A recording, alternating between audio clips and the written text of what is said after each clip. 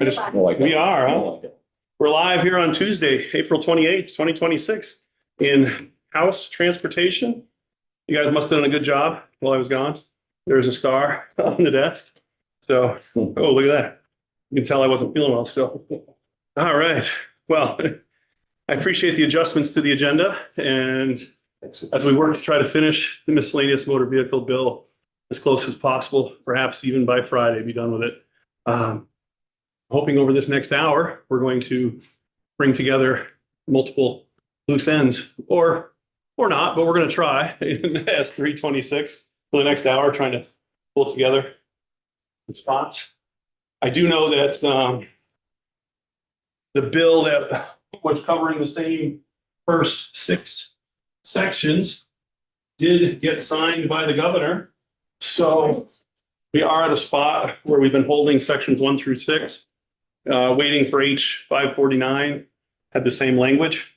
And it did pass out the Senate, and I did see in the latest governor's press release, one of the latest, that H549. So I'm not sure if you were ready to start there or elsewhere, but our Ledge Council wants to keep a couple of technical updates that weren't in H549 through sections 1 through 6. So we're going to see those and probably move out the rest. 1 through 5. Yeah. 1 through 5 or 1 through 6? 1 through 6, yeah. Oh, I thought you wanted 6 and 1 through 5 would go. I would just go right the other one. Yeah, so it'd be part of section 1 would stay. For the record, I'm Damian Leonard from Legislative Council. Part of section 1 would stay, and then 2 through 6 and the second half of 1 would be deleted. So those are all in H549, which was signed by the governor. So it's really the first half of section 1. They're purely technical. They are yes and no. So they are to bring us into line with the federal real ID requirements. My understanding is the department is already doing this, but we need to have it in our statute to ensure compliance. So this is similar to some of the other, we could call them semi-technical provisions here, where the statute has a substantive change, but it reflects existing practice and brings us into line with the federal requirements to have a statute on the books. So I'll go ahead and share my screen and walk you through that.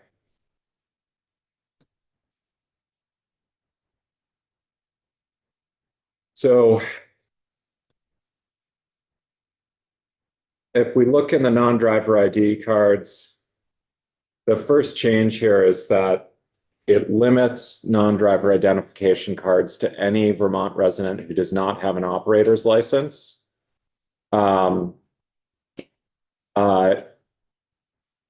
And then provides an individual shall not hold at the same time an operator's license and a non-driver ID card issued pursuant to this section. Basically, you can have one state-issued identification. It does clarify later on that this can include relinquishing your driver's license and getting the non-driver ID card in return. Representative Thomas? Thanks. So that's to align with federal real ID. Yeah, basically, And that's you currently could do that. you can't. Right now, they're going to ask you to relinquish your. Okay. Basically, they don't want you to have 2 credentials, because then the second credential could potentially be used for ID fraud purposes. Mm-hmm. And so my understanding is that they don't currently do that, but they want the statute to reflect that. And that part of the federal real ID requirements are that if you're issuing real ID compliant IDs, you're not issuing duplicate IDs to the person. It's you issue one ID. Mm-hmm. And this covers both real and non-real IDs. This would cover real and non-real ID, non-driver ID cards. And it just, right now, it provides that the non-driver ID cards, they can be issued either with the real ID compliant documents, in which case there's a little star that appears in the upper right-hand corner, or if you don't provide proof that you're either a citizen or have legal residence in the country, then you don't get the star that you would get if it was Real ID compliant. Basically means that you can't use it to travel on airlines or to enter a federal installation. Thank you. The next change here, and this is to clarify the language here. So you can renew your identification card by mail, except once every 9 years. You have to go in person to get a photo taken so that they have an updated photo of the holder of the identification. So, for example, my photo when I was 25 and still had hair was very different from my photo in my early 30s when the hair had disappeared from the top of my head. So, sorry, Mr. Chair.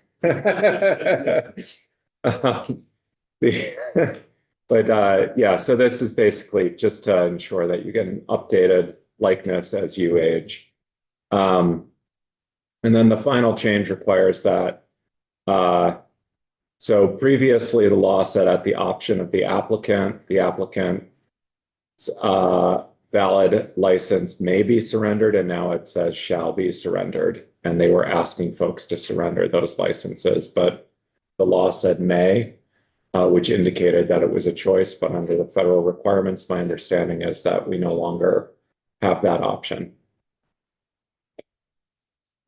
And that would be it for section 1. The rest of this after that gets into the driver's licenses for individuals who are either serving a sentence or detained.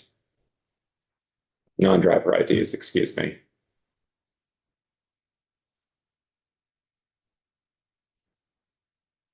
Okay. Any questions? I'm slow. I'm just looking at it. I mean, we did cover this, right? We had, We covered it Some in DMV. the initial walkthrough about a month ago. So, but then we had somebody in talking about how much it cost, how many different people it helped, or whatever the different pieces. So we did get some additional. Yeah. Beyond just.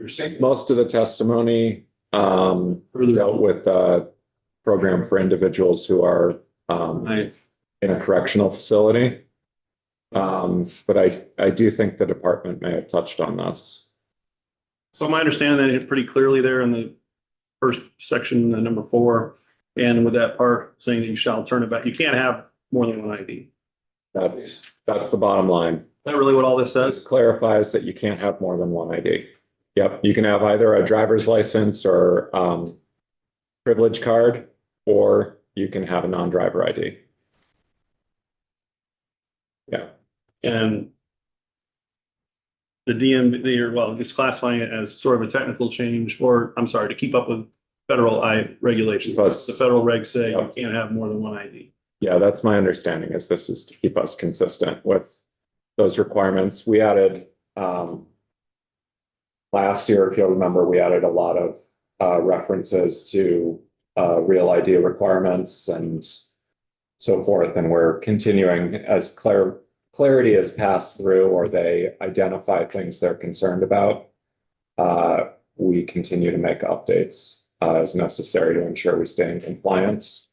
And as all of you probably know, Vermont was one of the first states to come into compliance with the federal requirements, but we still offer people the option of getting the non-federally compliant IDs if they don't wish to or can't obtain the documentation required for the federal ID. Okay. I guess I would ask for the committee, anytime the discussion of IDs and non-IDs and real IDs and these come up, it can be fairly political for a lot of people. If there is anybody else that would you like to weigh in on this or review it or testify, I'm happy to have that. If there's not a concern, it truly is a match to the federal standards and a clarification that you can only have one ID and not multiple, then I'm fine with it. But I want to be very clear. We've done other things with IDs in the previous last year, et cetera. It can get fairly political. I'm open to hearing from anybody else. I don't know if you need anybody else. Just leave that out. We can do it now, or you can do it in the next day or two. Otherwise, I'll be looking for a thumbs up on this section certainly tomorrow or the next day, unless I hear differently. And, good. Just give you a chance to, if somebody else wants to say anything. I got in my notes that 1 through 6 are in, but I'm wrong, in H 409. So we're keeping the first section in S 332 or 326. Is that what we're doing? So it's H 549. You can update your note there. Oh, 549. H 549. Yeah, yeah. The only reason I know that is because I read that it got signed this last Friday. So I'm just confused about what is in F 326 now. Sections 2 through 6 are removed entirely, Okay, that's good. and section 1 is remaining. Is that true, Damien? Section 2 through 6 are removed entirely. Section 1 is retained, but only the first half. 2 through 6 are out. Yeah. 1 is staying. 1 is, Letter K.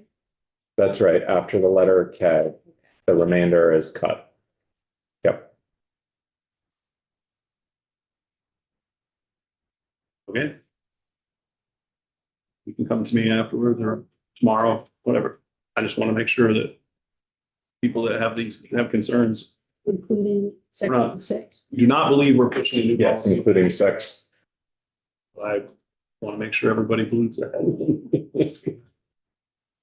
I'm not interested in being in a news story about identifications. So, So it's through section K is staying? Yep, Okay, through subsection K, and then sections 2 through 6 would be deleted in their entirety. they're now law, actually, I guess that probably is an act They number. have been signed by the governor in H 549. Okay.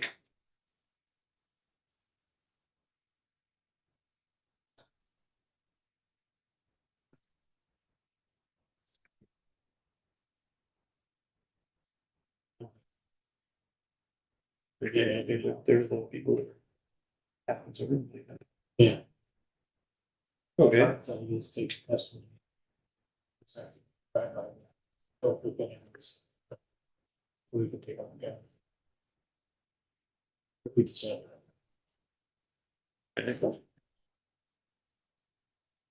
I asked him about the small drive. He might consider, I just asked him if this is a big deal to raise that up to 10,000. What is it? I didn't bring them because I didn't think that was. I know for. He had said it may or may not be, but he didn't Oh, think so.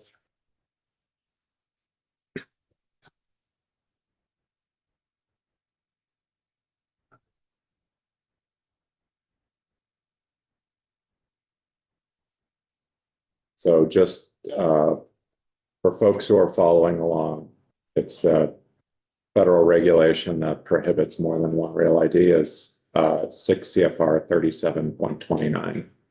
So I knew I had that somewhere. Is that right? That's what prohibits you from holding 2 real ID compliant IDs at the same time. Yes, you can't have a non-driver ID and a driver's license that are real ID compliant at the same time.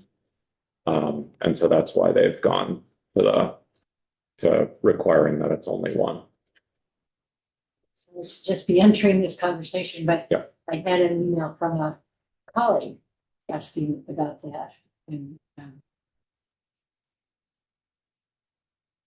Yeah, so I was just mentioning the first half of section 1 of the motor vehicle bill that came over is the part that would be kept in the miscellaneous DMV bill, because the second half of section 1 and sections 2 through 6 were just signed into law in H 549. And that first half of section 1 relates to bringing us into compliance with the federal regulation that provides that you can't have 2 forms of real ID at the same time. And it provides an individual may hold only one real ID card. An individual cannot hold a real ID driver's license and a real ID identification card simultaneously. And then goes on for a couple more pages like most federal regulations. But could you have a non-real ID license? for purposes of our statute, what DMV is proposing to do is previously our statute said you may relinquish your driver's license at the time of getting a non-driver ID. They're proposing to just change that to a shall to ensure that there's no question of whether we're in compliance with the federal requirements. If you just want a non-real ID driver privilege card, You can have just a non-real ID driver privilege card, you can't. but you'd have to relinquish your non-driver ID. My understanding is that the interest is in cutting down on potential ID fraud. And so the driving force behind it is this federal regulation. And so they've, as I mentioned, just before you came in, they've been identifying things as the federal, in this case, Department of Homeland Security identifies potential areas where states are out of compliance. They've been identifying things with audits, and this came up. So that's where this came from. 37.29.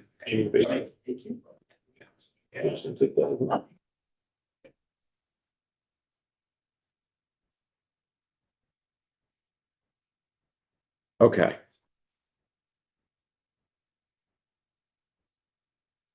Are there any more ID related questions?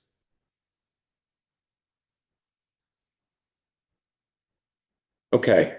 So the next section that I've got to discuss before during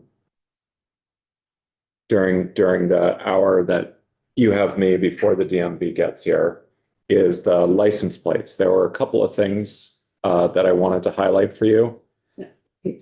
So I sent this over today, so as a separate document, just so you wouldn't have to skip around. So yeah, it should be under my name for today on the website. So it's not in the bill we're looking at. It is in the bill. I can't remember the section off the top of my head.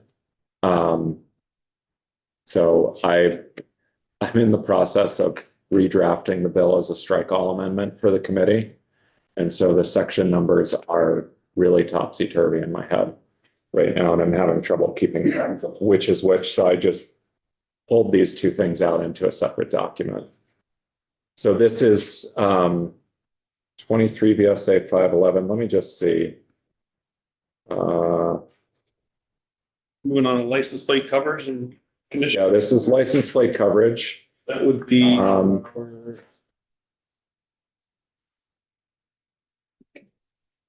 Section 28 as it's. Section 28. Okay, great. 326, section 28.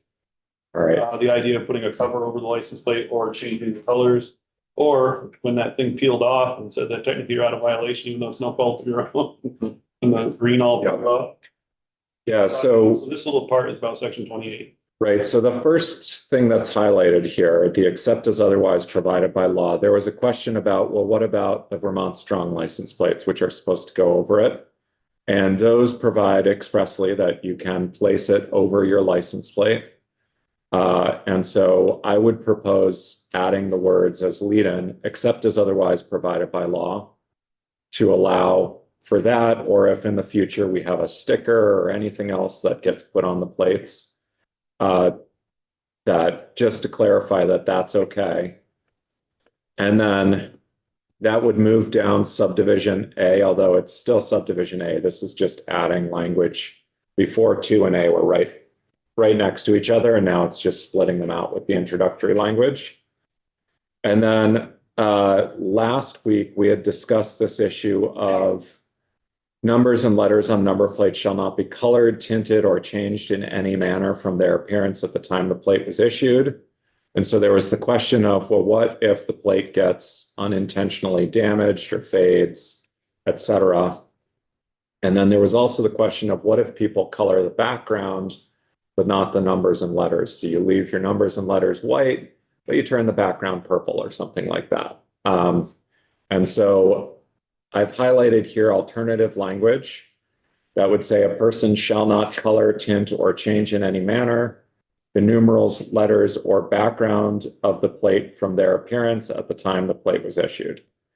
So in other words, the person shall not take action if these things change in due course because of a faulty plate, like the plates that had the poor lamination and coloring a few years ago, the person's not in violation of the law, although they are encouraged by the DMV to contact the DMV and get a new plate at any time.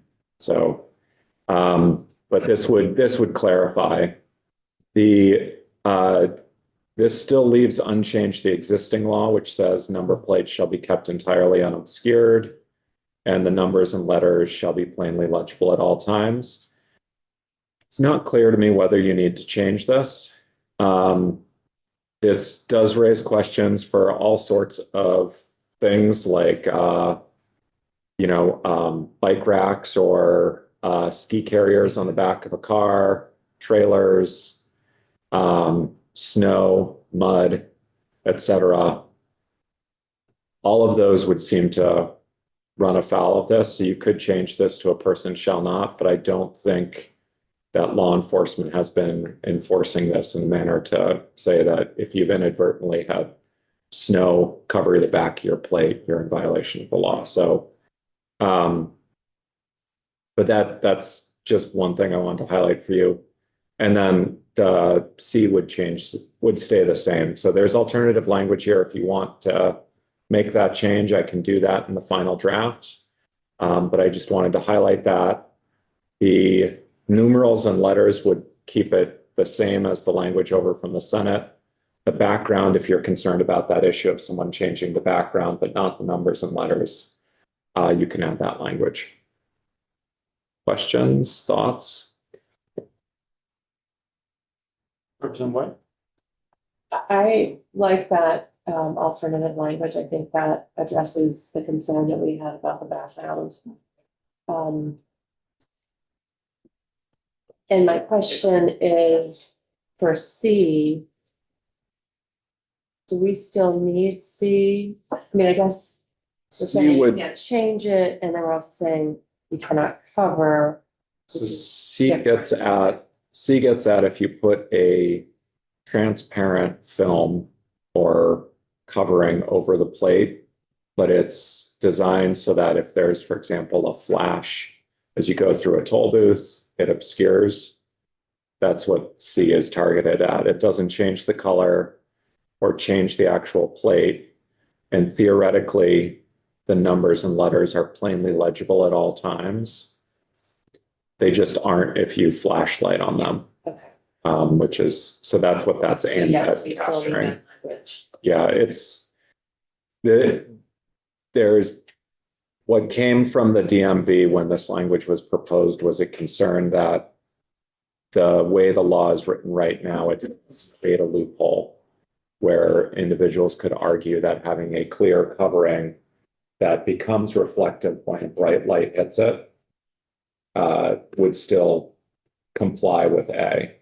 And so the concern is about that.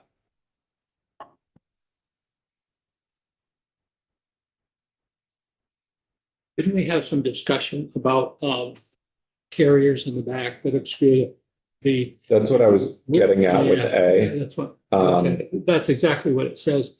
So right now, the way that is written, if you read it really strictly, or if you read it strictly, snow, mud, bike rack that kind of sits on your trunk, and even in some cases, really depends on how broadly you want to read obscured. Trailers could, obscure a plate from the right angle, even if you slip between. So there becomes questions about that.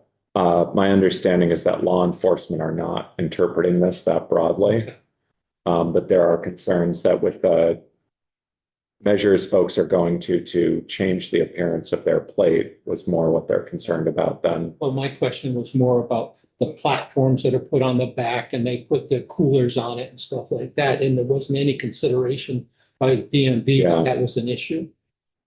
That was not raised as an issue. And I think even if you change the reading in A to say a person shall not obscure,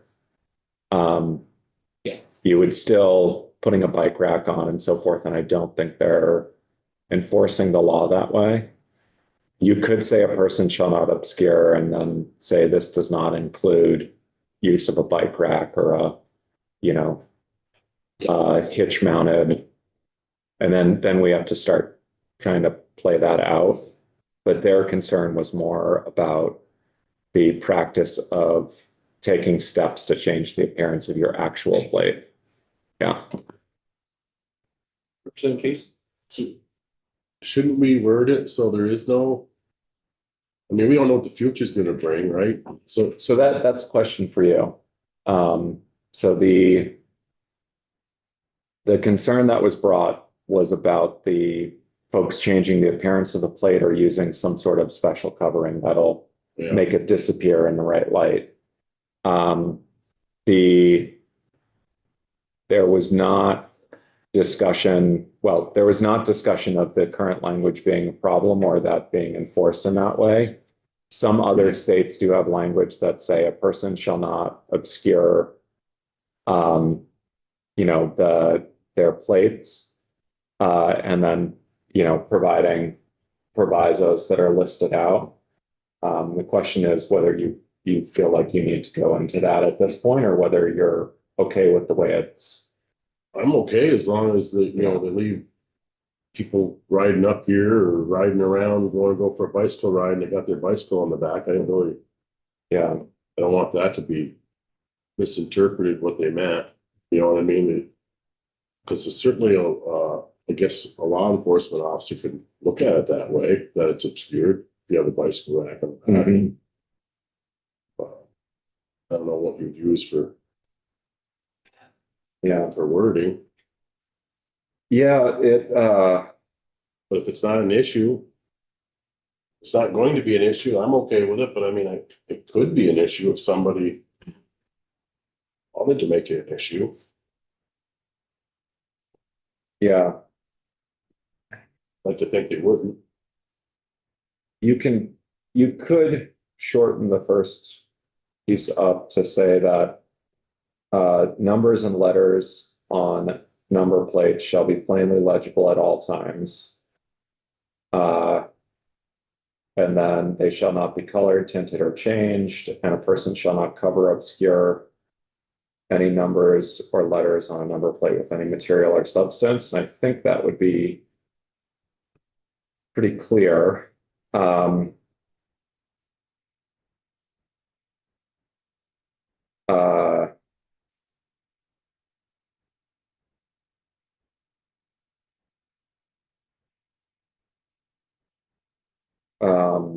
I'm just wondering at that point, you would probably still want something that would say, if you really want to be crystal clear on this and you're concerned about this being read very broadly in the future, you would probably still want something that says,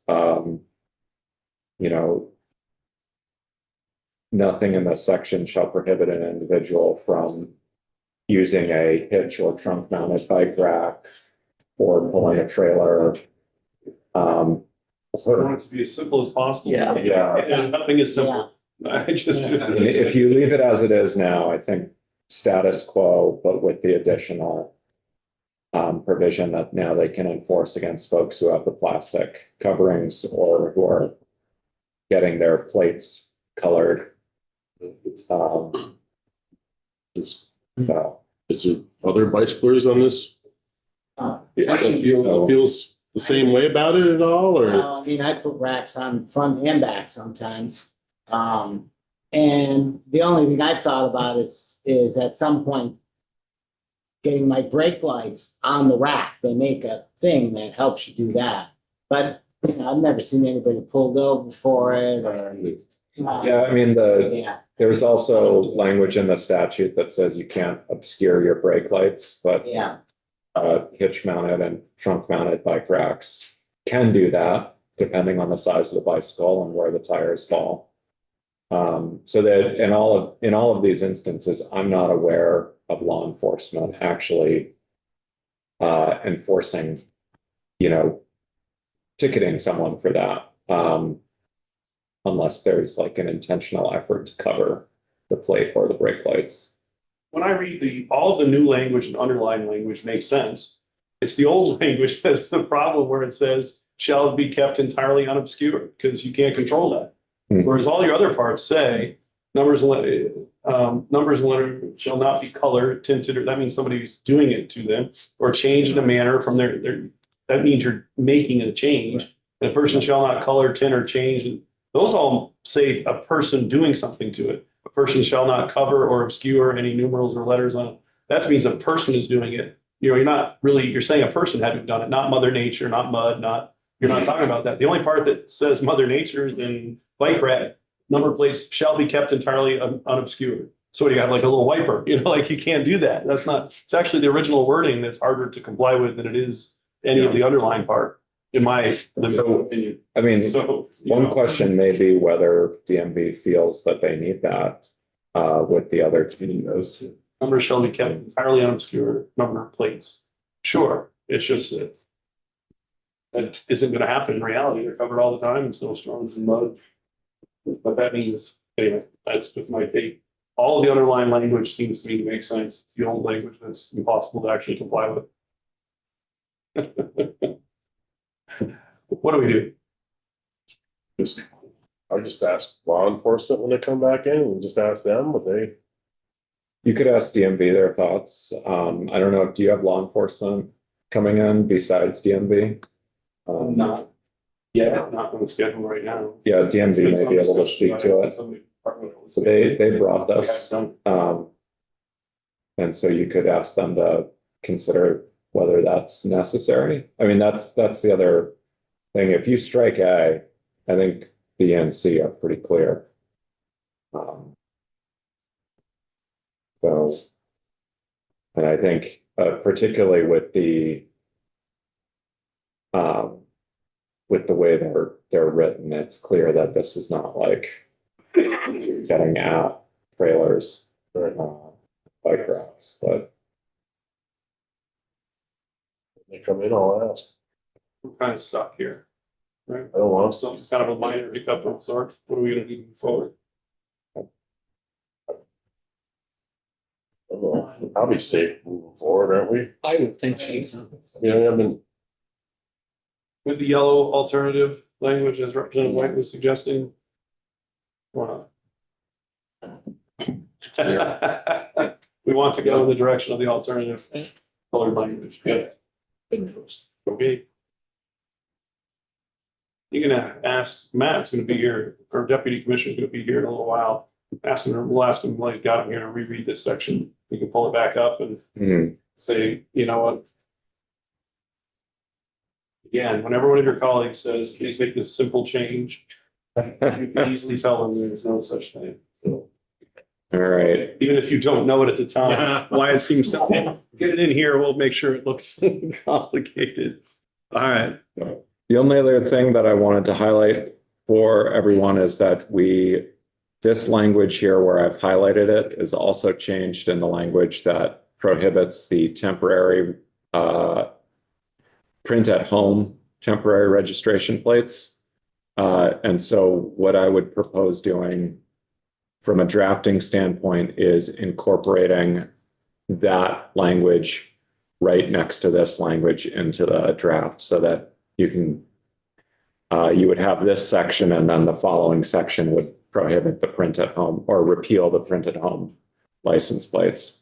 So I just wanted to highlight that. I think when I walked through H761, which had proposed that language last week, I mentioned that I thought there was an overlap in the bill, and I found it when I was prepping for today. So that just should be combined so you don't have confusion on the floor.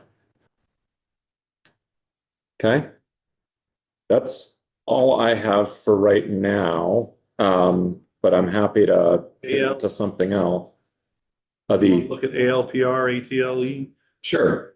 Okay. Let me open that up.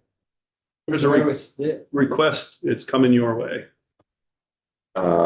This is a request out of, well, I guess it's technically originated in the city of Burlington, but we have a sunset on cameras and license plate readers And that sunset will take effect here fairly soon. And the 27th, July 1st, 2027. And we've been asked to extend it to 2029. Judiciary looked at it and they are fine with it, correct? Well, no, they want to drive, they're fine with us moving forward with They're it, fine with putting it in the bill, then they'll want to, Then they'll- then they'll want to take a look at it. because they'll have concerns around the data, other data we have, others are, Okay. so. So they go through that every time they extend the sunset, which would be how many times extended? Well, So the last extension was when you authorized the pilot for the work zone speed cameras, which is the ATLE. And so this will keep the ATLE authorization as well. And what this does, We can send this to the committee. I just emailed it to everyone in the committee and to Gabby. Okay, I knew you had sent it to Gabby, I just didn't know, I'm sorry, I didn't get out. Wait. Yeah, and so this just moves the sunset date back to July 1, 2029. So if you look at this struck through language, there was some confusion that came up earlier this year about whether this had already been repealed because there were two possible sunset dates. There was July 2nd, 2025 and July 1, 2027. July 2nd, 2025 would only come into play if the Agency of Transportation failed to secure federal funding for the work zone pilot. They did secure that federal funding.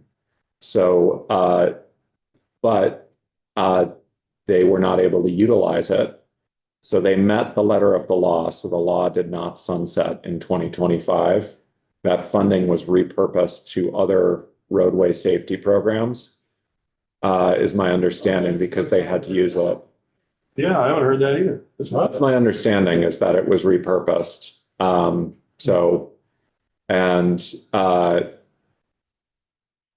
Because they didn't have a program to use it for.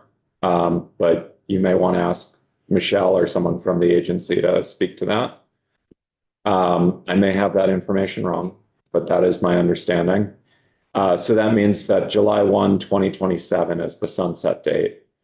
The reason that we only have to amend this section 5 is because the contingent effective dates for all of the other changes to that chapter, including the addition of the section that would say the use of ATLE and ALPR is prohibited in Vermont, is all contingent on the date that this section takes effect. So if you bump this section out, everything else moves out with it.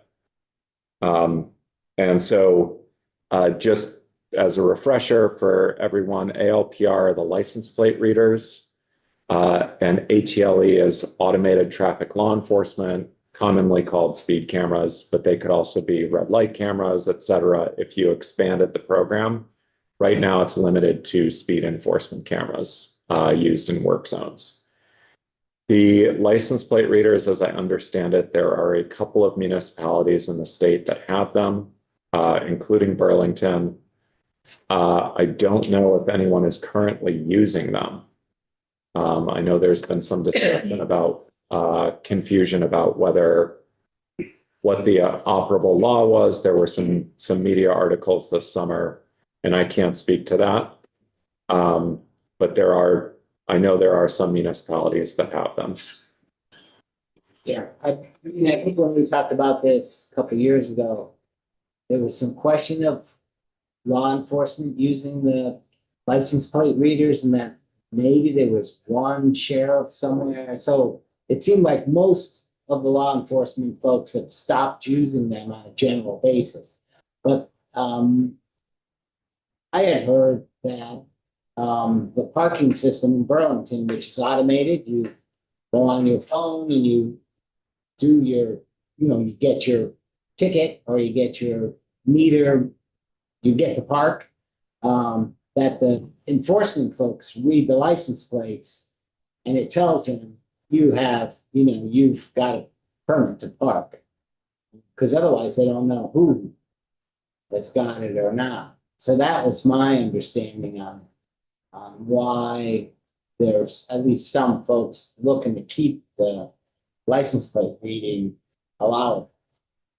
So I can't speak to what Burlington does or how they access the license plate data. They're using an automated reader or whether they're typing it in or otherwise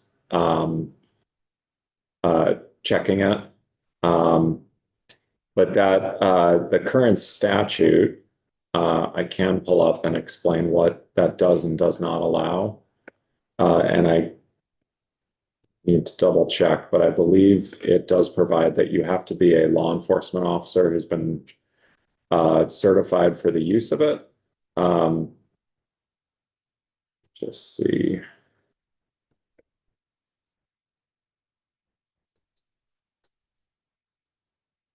I would also complicate it a little bit in that the mayor of Burlington mentioned in their State of the City address that they would like to explore the use of cameras for law enforcement and speeding and whatnot. In order to do that, and be ready to come back next biennium with some sort of language and effort to do that, they want to keep this section alive rather than starting from zero next year. Representative Casey. But you can't, doesn't Vermont law say that you can't, use the pictures of the person in the car? I don't know the answer to that. So It's because we're, as in construction zones, they're saying to us, oh, we can't use it for, which has gotta be the dumbest thing I've ever heard of. It really is. Why would you tie your arms behind your back like that? It has to do with the fact that they gotta go through the Sailors and Soldiers Act to be able to verify about military service. So the Your arms behind your back. I don't disagree. The ATLE systems, which is what you're talking about, the automated traffic law enforcement. Right now, it is permitted to be deployed on behalf of the Agency of Transportation by a third party to look at the benefits of using it for speeding violations as a way to improve work crew safety and reduce traffic crashes. So it is limited to AOT and AOT, the vendor that AOT contracts with. I know the explanations were around some of the other laws they need to comply with to ensure that the person they're issuing a ticket to is not currently deployed. But right now, if the city of Burlington wanted to be able to deploy ATLE within the city, they would need to get the statute changed or get a charter change to allow for that. And that's something they could ask for, but that would need to be addressed. The license plate recognition systems or license plate readers requires that a Vermont law enforcement officer shall be certified in ALPR operation by the Vermont Criminal Justice Council in order to operate an ALPR system. Deployment of ALPR equipment by Vermont law enforcement agencies is intended to provide access to law enforcement reports of wanted or stolen vehicles and wanted persons, and to further other legitimate law enforcement purposes. Use by law enforcement officers and access to active data are restricted to legitimate law enforcement purposes. And then there are a long list of other requirements there. The statute seems to specifically contemplate use for law enforcement purposes by law enforcement agencies or law enforcement officers. Oversight is provided to the Department of Public Safety in consultation with DMV. And the records, once they move out of the sort of active phase and into storage, they're stored by the Vermont Intelligence Center, the VIC, which is Such a thing. It used to be the criminal records. I can't remember the old name for it, but it's it's the central repository for the state's criminal records systems.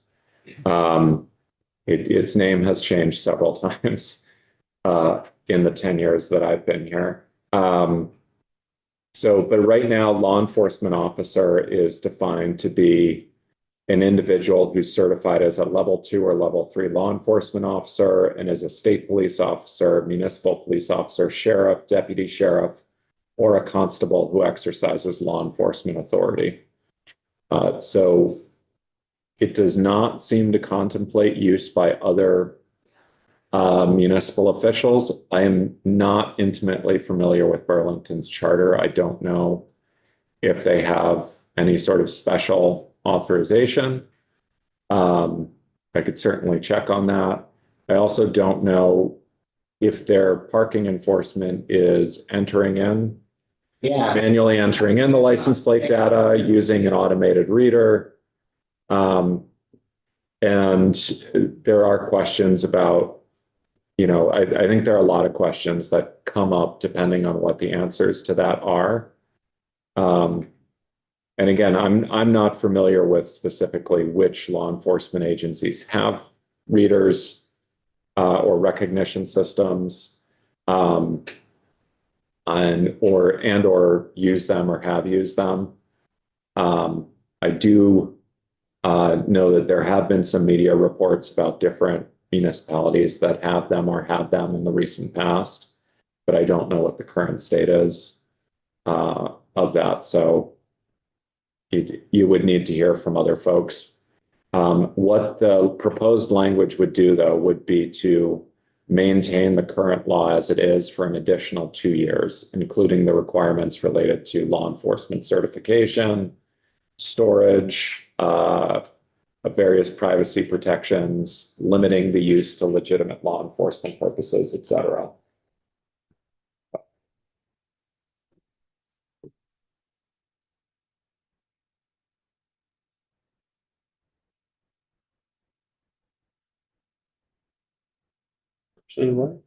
So this language has been requested by the city of Burlington and the DMV, or just, My understanding is it's from the city of Burlington. Yes. okay, and if we want to understand where this technology is being used, we probably need to talk to somebody from the city of Burlington. Yes, and potentially other municipalities. I don't know off the top of my head which municipalities have the technology and are using it or have used it in the past. And if we were to extend the sunset, that also allows, like, are we addressing the issue of the pilot in speed zones? Because it sounds like this language was somewhat related to that, but that's not happening. I just didn't know whether we wanted to bring up that can of worms or. So that's really up to you right now. It would continue. If you extended the sunset, there would just be continued authorization for AOT to conduct a workplace or a work zone speed camera pilot.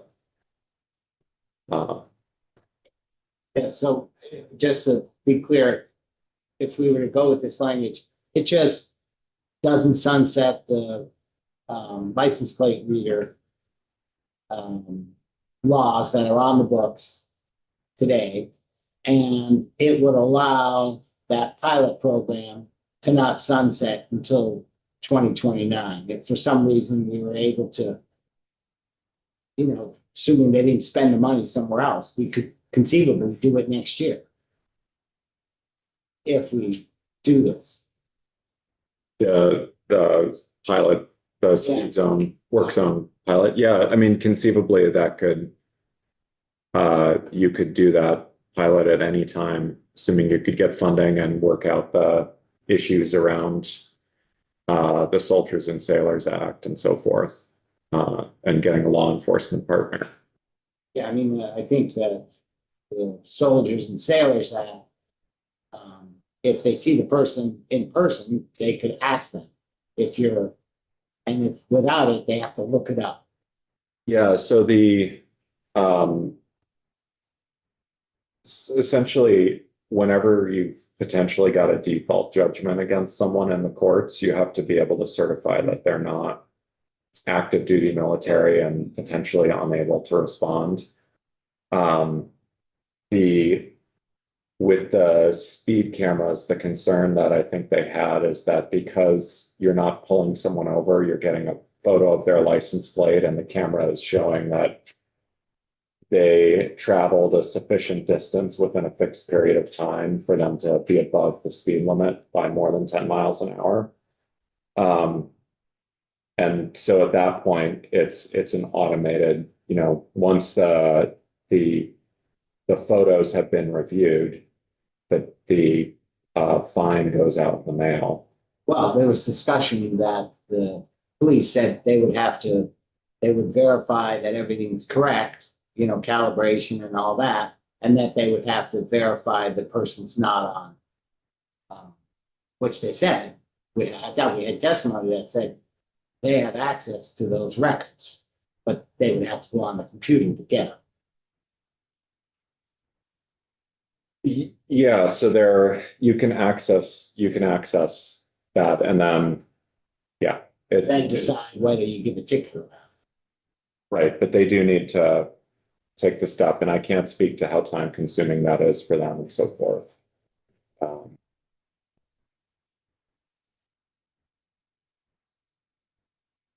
We have a year for this, right? Let me say 2027. July 1, 2027, so you could come back to this next year. Yeah, I was thinking that was this July, was next July.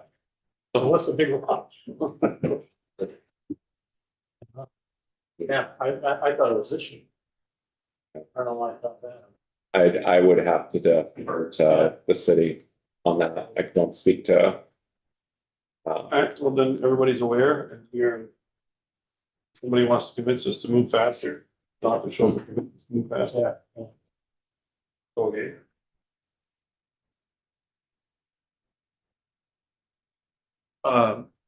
We're gonna go in a couple of other directions here. I think Matt Russo is gonna be coming along here shortly. But in our T bill, I'm gonna come back to that. I'm gonna take a slight detour because I wanted to. There's in the T bill that's in the Senate version, there was a jet aviation fuel 2% charge that was added. Some people might recall. Mhm. And then there was some testimony about where jet fuel and whatnot. And it's only in Burlington or only in Rutland. I got a report back on that testimony from the ether that listens. You can buy jet fuel at the Franklin County State Airport, the Northeast Kingdom International Airport, the Morrisville Stowe State Airport, the Knapp State Airport, Rutland Southern Regional Airport, Hartness State Airport, and the William H. Morris State Airport, in addition to the Burlington International Airport. That jet fuel is available at all 1, 2, 3, 4, 5, 6, 7 airports in addition to Burlington. That was good until you got to the last one. Now we gotta tell. Now we gotta kill it. There you go. But it's, I believe finance is taking that Yeah, section yeah. out, is what I hear. I also hear that finance is in a discussion right now. One of the senators cornered me on the way in about what we thought in the House about mileage-based user fee, and they're looking at taking the dates out of that were put in by the Senate Transportation and not moving forward, but that's being decided in finance. Local options tax, pilot monies, and potential town highway and town structure money is not going to be looked at by finance, but is likely to be considered by Senate appropriations. So all of the stuff that you told me earlier, I got confirmation from the time I was trying to get from the door to here. So although it may not be the highest priority of people in the building, it is certainly being worked on. And so Senate Finance has taken out jet fuel and is working as we speak on whether they will or won't move the bill along with. My understanding is they're going to decide. They have two options for amendments. One strikes the purchase and use tax provisions, which are in their miscellaneous tax bill, like they were in the House miscellaneous tax bill, and strikes the jet fuel surcharge. The other does that, plus takes out the expansions of the MBUF to non-EVs, so to other light-duty vehicles in 2029 and 2031, but leaves in the report back asking for a plan on how to do it. And my understanding is that around 4:30 today, they're going to take that up and decide which of the two amendments options they want to advance and then have a vote. Okay, I'll know more tomorrow. okay. And so that was sort of a yes, Representative Casey. Just wanted to make sure I was hearing that right. So the MBUF for gasoline vehicles, they're looking to pull it out? Yeah, so the Senate Transportation Committee put in the expansion to some gasoline and all hybrid vehicles in 2029, and then to all light duty gas vehicles in 2031.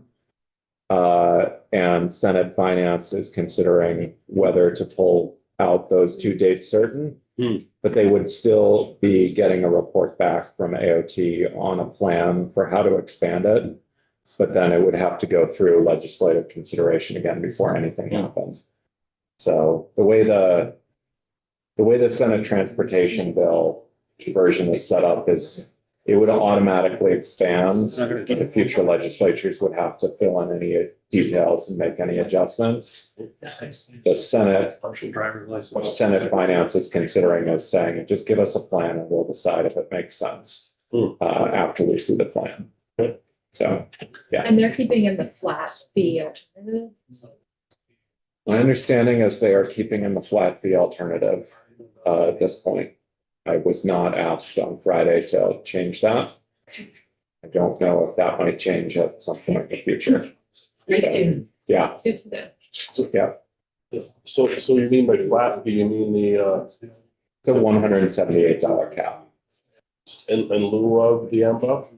So they're on everything? No, so it's, you pay the MBUF up to a max of 178. And you pay the impact fee too, or that other fee? No, okay, all right. So, yeah. Yeah, so in the transition period, folks who do a 2-year registration would already be paying a $178 road usage charge when they do that 2-year registration. So they would get a $0 MBUF bill, and they might actually get a credit that applies to their future MBUF. Okay. So if you drive like 8,000 miles, you'll have a credit sitting there for your next bill.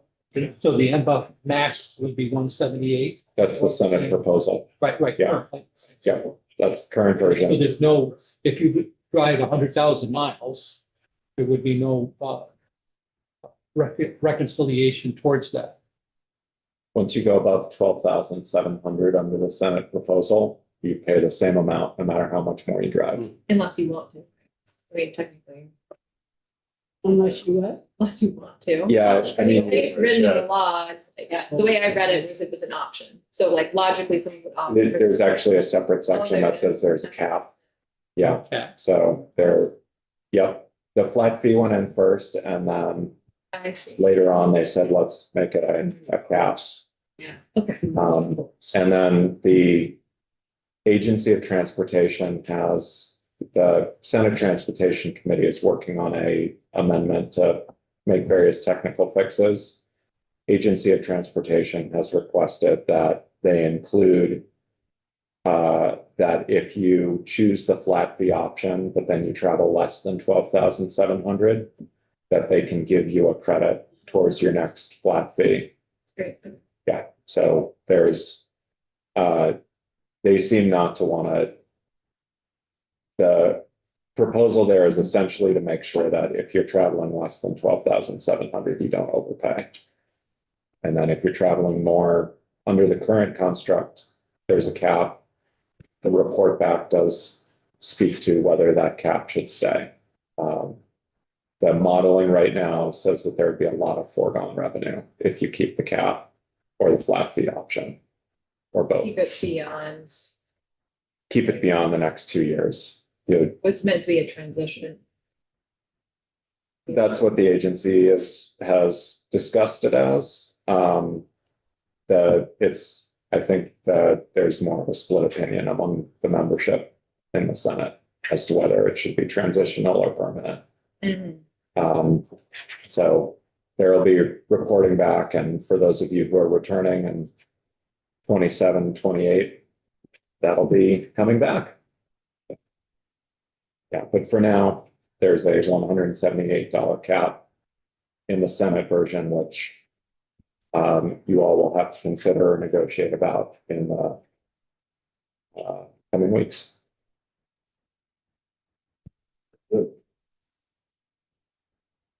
Okay.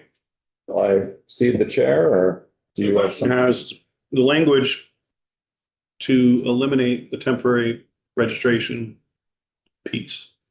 That's where we're heading next. You and the DMV have been working on, yes, the H571 version of language, whether or not, was that the one about eliminating the temporary registration print at home? 761. 761. Yeah. Sorry. There we go. Okay.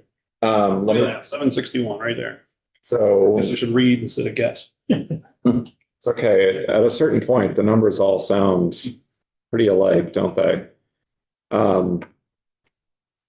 That's where we're headed next year. Yep. So the language, And whatever else we can, Commissioner, Deputy Commissioner, be talking about.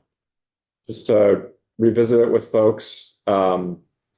At this point, there would be two sections. They're shown in H761. The first would be a repeal of just 23 VSA 518, which is the electronic issuance of temporary plate and temporary registration numbers. So this does not include the dealer plates and the other various temporary plates that DMV showed you last week. And then it would be a cleanup in 23 VSA 511, specifically to eliminate the reference to sections 458 and 518. So 458, just to bring everyone up to speed here, I believe was previously repealed. Which is why it came out here. That is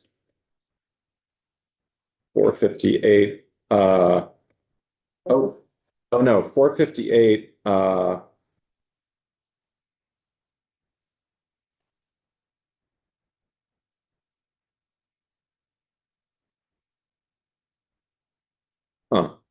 Not sure why that came out. That actually you might want to keep. That is, it says on the day of sale of a motor vehicle, motorboat, snowmobile, or ATV, a dealer may issue to the purchaser a number plate, a temporary number plate, or a temporary decal, provided that the purchaser deposits with the dealer for transmission to the commissioner an application for and the required fee for a permanent registration plate. I'm not sure why that was struck. I don't think you actually want to take that out. Doesn't sound like it. Looking at it, We have some upset. so 457 relates to the actual temporary plates, but I think yeah, you probably want to keep both of those as belts and suspenders there. So I think the language then just be striking out the 518, which is the temporary registration plate printed at home. Damon, did you email this to us, or we just? This is H761, so it's just the as introduced bill. I can send you the link right now if that's helpful. I can. So it was Representative Putin. Yeah, we covered this a little bit on a preview and a view on last week with Damien, and we're looking for the DMV's view on, I don't think they had spoken on it I'll publicly. yield to the deputy I commissioner. just don't want you to go too far. I'll sit there. Don't worry. Sometimes it's nice to get out of the hot seat.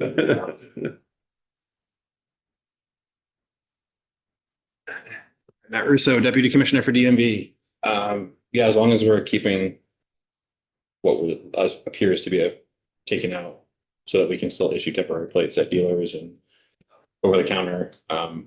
Repealing that section 518 is fine with us. Pretty simple. Pretty simple. Any questions? I guess I should make sure we all remind where we're at, right? We're pretty clear as a committee, we don't want people to be able to print their own temporary registration at home. All the other versions that we've seen should continue in the process. We like the idea that we're headed towards license plates being available at new dealers everywhere and dealers in general where possible, so that we don't have a whole lot of temporary plates. But we don't want, and because you're operating under temporary, under the process of being under review, you want to get past that. That's what we're sort of all, that's what we're agreeing to. We're looking for our ledge counsel and for you to say that's what this language says and does. Are there any unanticipated consequences here, brainstorming wise, that we might be missing? People that go somewhere to go buy something from out of state and need a temporary registration to drive it back here in a private sale? Are we eliminating some private sale activity from anywhere? Currently does not exist. If you're getting it out of state, you need to, that state would need to be the state that issues the temporary. So, and Mass was the only state locally that really didn't issue, and they just passed the law that now issues temporary plates for out of state citizens. So I've never bought a car, I don't think, outside of the dealership or whatever, but so you want to go buy something in New York, you have to say New York's going to give you a temporary registration to bring it back over here. Okay. Same thing here, when people buy stuff in Vermont, you guys be issued here. We'll give you an actual 60-day temp to drive, or if you're just moving the vehicle and for whatever reason not registering it, we still have in transit permits for that. in transit permits that exist in other states as well.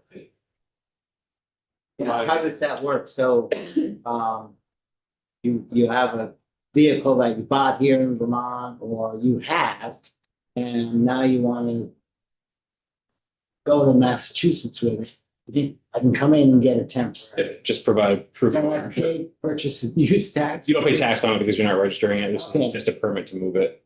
So do you pay? a State and permit? out of state, two different. permits. Is there a fee for that? There is I believe it's $6. Yeah. That's just to move it from point A to point B. And you can get this within minutes, hour, Yep, as long as you provide proof of ownership, bill of sale, title if it applies, time wise. straight over the counter. Would that be true for a trailer? We're not impeding commerce here in some way. I have people whine all the time, they can't buy their stuff like they used to. I have no idea. I never done it, so I would love to see examples. I don't know why that would be. Nothing has really changed. The only thing that this did was during a backlog, during COVID, it was a chance for you to get a temp to be able to drive your car rather than wait 60 Print to your- 80 days. Print your own. Print your own so that you could drive your vehicle because there was a backlog. It was an issue. We're past that. We have a great system now. Towards the end of that period of time, I think it was doing more harm than good. So Representative White? Two questions. DMV is already practicing this. They stopped issuing electronic temporary registrations sometime in the fall, it was November. January. And can you remind me, what steps the DMV is taking to, identify the outstanding temporary registrations that are out there and to get those turned into permanent registrations? We've identified how many were issued. None of them are valid anymore. Once it hit January, none of them, they were all expired. Right. If you see one on the road, it's not valid. Right. We can't really force anyone to come in and pay that fee because anything could have happened in between. They could have resold it to somebody else. Ownership doesn't always have to be when you actually have the title in your name. You buy a vehicle, you're doing work on it, decide you're not going to register it and use it on the road, you can sell it to somebody else. So I think it'd be very difficult to narrow that populace down to who still has that vehicle and is still driving on the temporary plate. It's still illegal. You can be stopped and you'd be questioned, why are you still driving this with an expired temporary? So you know how many there were?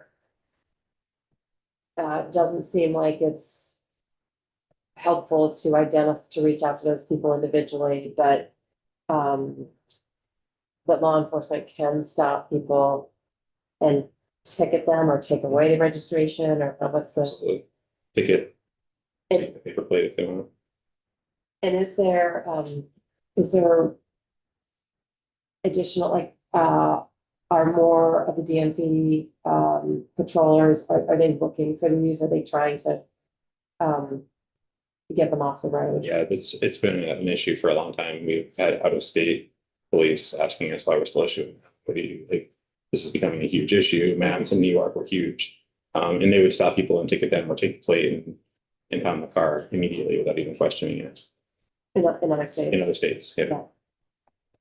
Can you share how many temporary registrations were issued from electronic? I don't have that number with me. We had that testimony a while back, I believe, so I can definitely get the numbers. I just remember the 2/3 were potentially fraudulent. Right? But yeah, that was, 2/3 never ended up in a registration. it didn't end up in a registration. Yeah, We don't know what exactly I don't happened, want to say for odd, but 2/3 of them did not okay. Yeah, I'm sure. you do, but- end in a final registration. You can track it by ownership. So the person that used their license number to get a temporary, a lot of times was in the same household, just passing it down to the family. These are all private sale scenarios. Private sales. And I'm not sorry if I missed it. So the DMV is currently done and moved on with this. We're not. Yeah, we have it in our queue to work on. It is in statute. So we do have to issue them eventually, if this were to stay in statute. So it is in our queue to work on to build into the system, but again, that's more time, labor, cost. Who's tracking Who's tracking down all these 2/3? There's nobody can, like, I think that was the same question. We're not able to. I wasn't. to track them. Sorry. That's okay. We're not able to track them to see. Because of the sales in between, who owns the vehicle now, is it moved out of state? I think it's just. It'd be too much to do, too much work. Does anybody have concern with moving this language in, whatever that way? Yeah, just back on that topic.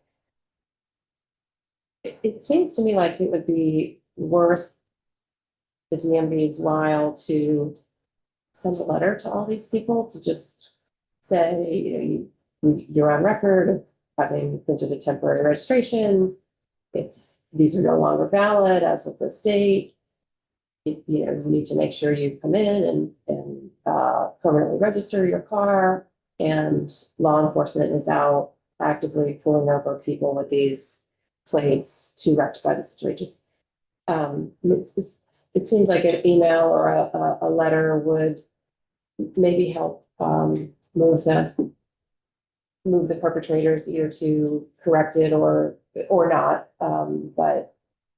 I think that would, without knowing anecdotally, I would say that we probably wouldn't receive any money. We'd probably receive more emails and phone calls, either saying, can't make me, or, I mean, the stuff that we've seen, we increase in phone calls and emails, and I think it would create more chaos than good. I don't know that we would actually receive any fees, because that was, for a lot of these people, that was the purpose, was I can get this and I can drive it. It's expired now. It's not valid.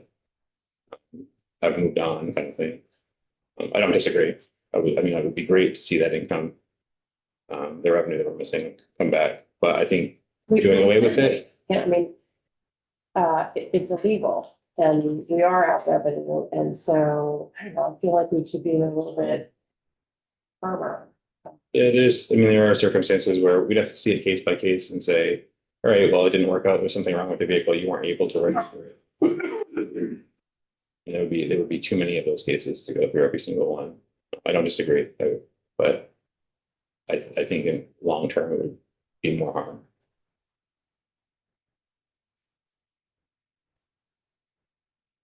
Representative Allen. How about just having a notice on your website, saying, I'm gonna start enforcing this. People come in from IDMV, well, by the way, if you have one of these, you will be something.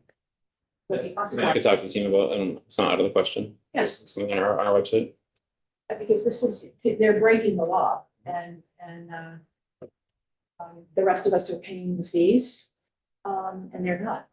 So, and we have, a system that is verging on collapse. So I think that's important to. Representation. Is there any idea how, you probably don't know, but is there any idea how much money was left on the table? Does anybody? It'd be hard to say. I mean, we could probably average it. If we use the lowest amount, you can tax it's $500. Or I should say $60, but $500 worth of value. We may be able to roughly come up with a number of the lowest value. Those figure. I think it's a scary. They're all number. private sale, I know, right? Because it's hard to tell how many of those really were fraud. You know, I'm not worried about the ones that weren't Variables. fraud, the ones that were fraud. and trying to find those would be. No, I know, I Very difficult. understand. Yeah. The, just kind of a shame, But we could come up with a rough estimate, I would say. yeah. Is there another hand over here, Representative McCoy? So were any of the cars that were left on the side of the road abandoned and picked up by the tow truck drivers have temporary plates on them? Very possible. I don't know, but I would have to say yes. I'm not like I'm thinking we're driving them till they no longer are drivable and just pull over and leave it and go on to the next one. But wouldn't they take their temporary plate with them? I don't know. So if there was no plate on it. I don't know. I would say yes. There's concessions. Button around. Junker, drive it to-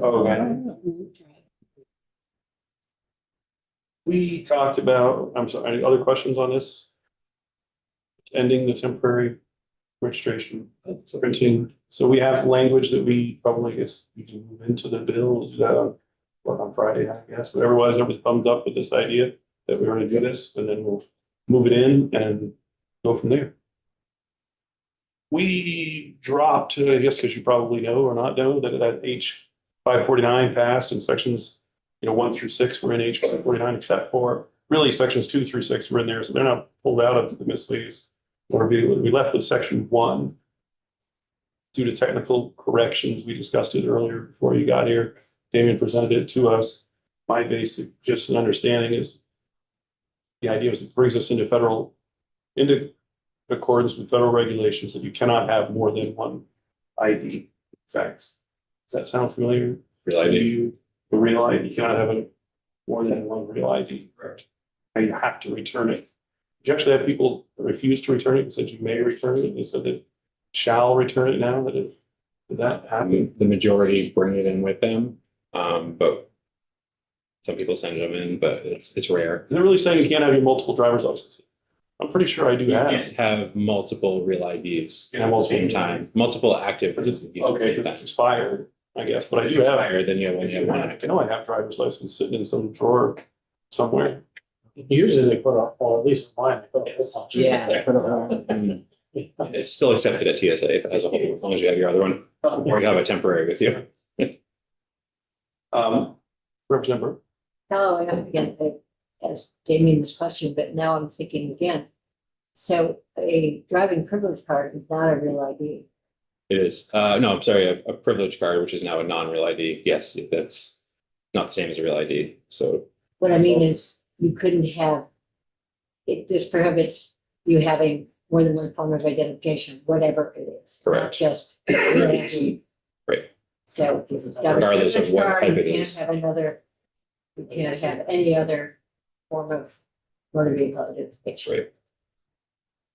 It just sounds like when you said, Oh, sorry, I was specific to real IDs, but yes, this would limit them to one ID period. Thanks for that clarification, Miles, when you, Representative Burke, I was thinking that you could have a town ID. Right. You know, of this, just jump. yeah, Yeah, yeah. This is not a Wouldn't Vermont make sense, I state. mean, yeah. yeah. wouldn't This make is sense. Federal standards, this is, Only for I'm fraud. pretty sure every other state allows only one ID. Representative Thomas? Yeah, I just wanted to clarify that this is a change in practice at all. Damien noted the assumption was this was already in practice. Yes, Okay.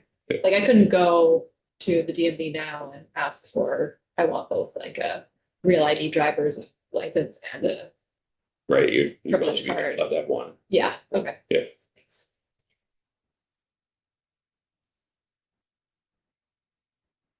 Also earlier, well, are we all, we're set on this section?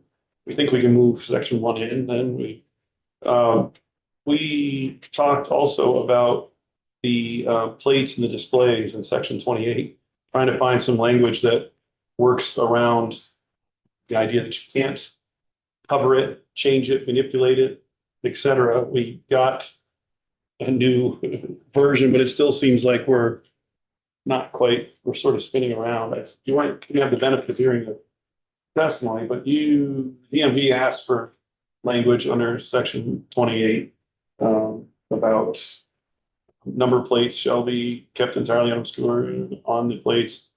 Numbers and letters on number plates shall not be colored, tinted, or changed in any manner from their appearance at the time the plate was issued. There was the idea that we might add a line that says except as otherwise provided by law to make sure it's clear to allow for things like the Vermont Strong that we were looking at. And I'm not sure if we need to bring this language back up or if it came back over to the DMV. But in section 28, I guess I'm putting you a bit on the spot, and it's okay if you want to pause for another answer. We're spinning our wheels here on this. I don't want to spend a ton more time on it, but I really wanted to check off the list. You got mud and snow and natural things that happen, then you have the actual movement and activity by a person to obscure the license plate. We're trying to make it clear that you can't do anything to it, but if Mother Nature were to happen to it or some other thing were to happen to it, that's just the way it is. Living in Vermont in mud season and winter season, but that you as a person can't do it. So the idea was to add that line that said, except as otherwise provided by law, to cover the Vermont Strong plates. And then potentially a person shall not color, tint, or change in any manner the numerals, letters, or background of the plate from their appearance at the time the plate was issued.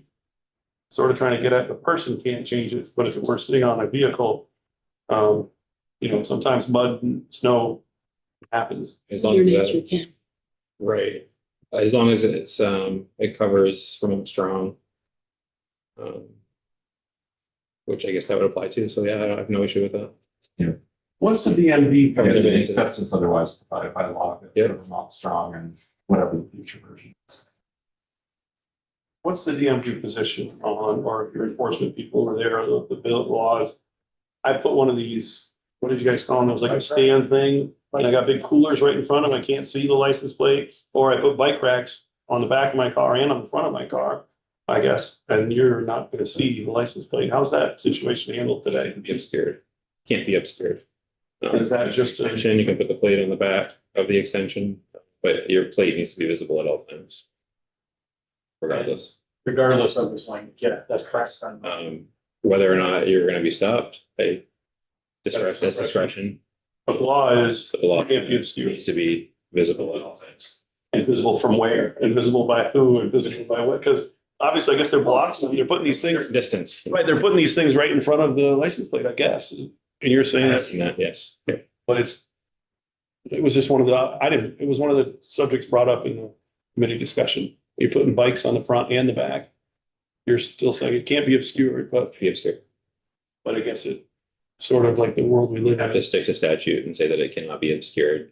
And then anything beyond that is gonna be discretion. If you have something else wrong with the vehicle or you're being stopped for another reason and they can't read your plate, more than likely you're gonna be ticketed for that as well at the same time. These potential changes that were highlighted on Damien's, I guess he's showing you that. Are you willing to make a comment that the DMV is okay with these changes or that, because you had originally requested changes and now we have a slightly alternative language? I suggestion?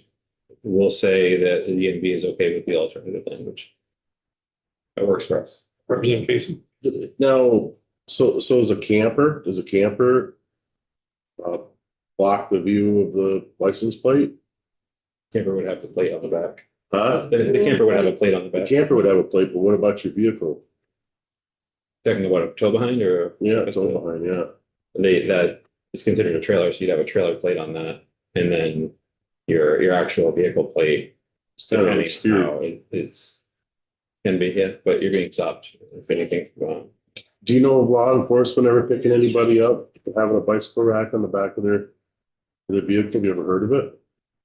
I can't speak to that. I would assume that if somebody's been stopped with a bicycle rack on the back, but not necessarily because of the bicycle rack. But I would have to call law enforcement for that. Because otherwise, I would encourage language to straighten that out a little bit. It's a vacation state. People don't come here with bicycles and stuff, and I would guess that there's probably not that many tickets and people that have been stopped just for that. right. But I can certainly find out. Get some numbers. Mr. Speed. Huh? There's usually another reason. Yeah,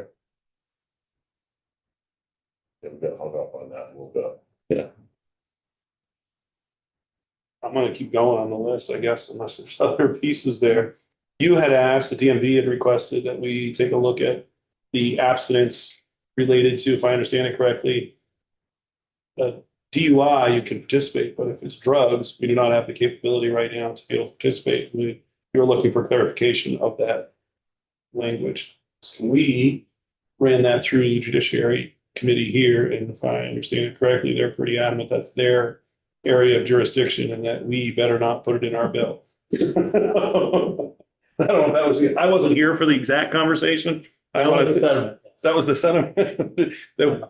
I regret to tell you that we are not going to be able to help you by putting in the clarification of the drugs versus alcohol abstinence program, and that if you want to move it forward, you have to go downstairs over there, because we were strongly urged not to include it in our bill. So I normally would have told you that. I didn't know that when I talked to you earlier today, but I do now.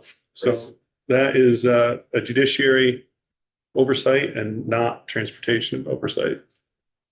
Is there, I know I'm applying stuff. that's the understanding of that one. That gets a few off the list. Have you heard, or do you agree with the latest proposal at all? Section 9, salvage plates. We're looking for some language potentially changing. I mean, advocates or people are looking for an agreement on that that adjustment related to insurance and liabilities, and whether or not you're really absolving them from all activity in the transaction or just related to the title. I believe that's the gist. There's been some requests. To that title. I just spoke with our legal counsel right before I came over here, so I think we have something that we're gonna be able to hand over to Damien and the committee. That they have all the advocates We've signed agreed off on, or that Yes, that everyone has agreed on. that everyone's agreed on? Because I've heard, I just want to be fair, I've heard a couple times that they say they agreed upon it, but I said that doesn't matter until After I sent the email. until the DMV says that they agree. I need to hear it from them that they would agree. But you have something slightly different headed to Damien to head to us, Well, try to get section 9 done. Otherwise, would be looking to say we'll pull section 9 out by Friday and move on. If you guys, and not you, it's not your, but if they can't come to an agreement with you, Mhm. then we would look to we're gonna start pulling sections out if we can't move forward. Is what the general view have is. something by the end of the day or tomorrow latest. Okay. We're spinning our wheels in a few of these areas. You're coming back this week on a whole presentation related to inspections, the inspection process, how it works, what they look like, the book, and then what the changes are that you're detailing, so that we will all be at least somewhat more educated than we are today on the entire inspection process and what the improvements are. Okay.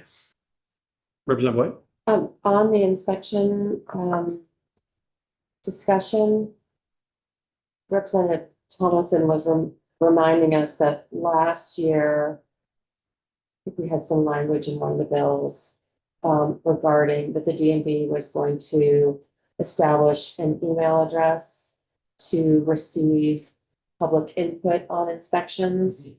And I'm just wondering if you could share, the data that you received Yes, regarding that when we get into the inspection discussion. We pulled all that together for the Senate, I believe. And I have all that data and I can bring it when we come in to talk about inspections. Yeah. Okay, well, good note. Thank you, Representative White. I'll put that on the extra to-dos and follow-ups. Any other comments on, that's both vehicles and motorcycles. So we got both of that coming our way still, trying to get sections checked off. Specialty vehicles, there was a visual emissions was not part of the bill. You didn't request the bill either. That came from Senator Brennan, I believe. But there was some sentiment amongst the committee to add visual inspection Be emissions consistent with the, with the way that the antiques Yeah. is run. There, in the side-by-side that we got from our ledge council, it said that the visual emissions inspection was required on the antiques. And we're looking to be consistent, say that about specialty vehicles. The DMV have an opinion on That that. makes sense to me. That's, yep, it's not checking the actual emissions, just a visual inspection of the Exists. yeah, exhaust system. Yeah, that's in line with antiques and Okay. exempt vehicles. Yep.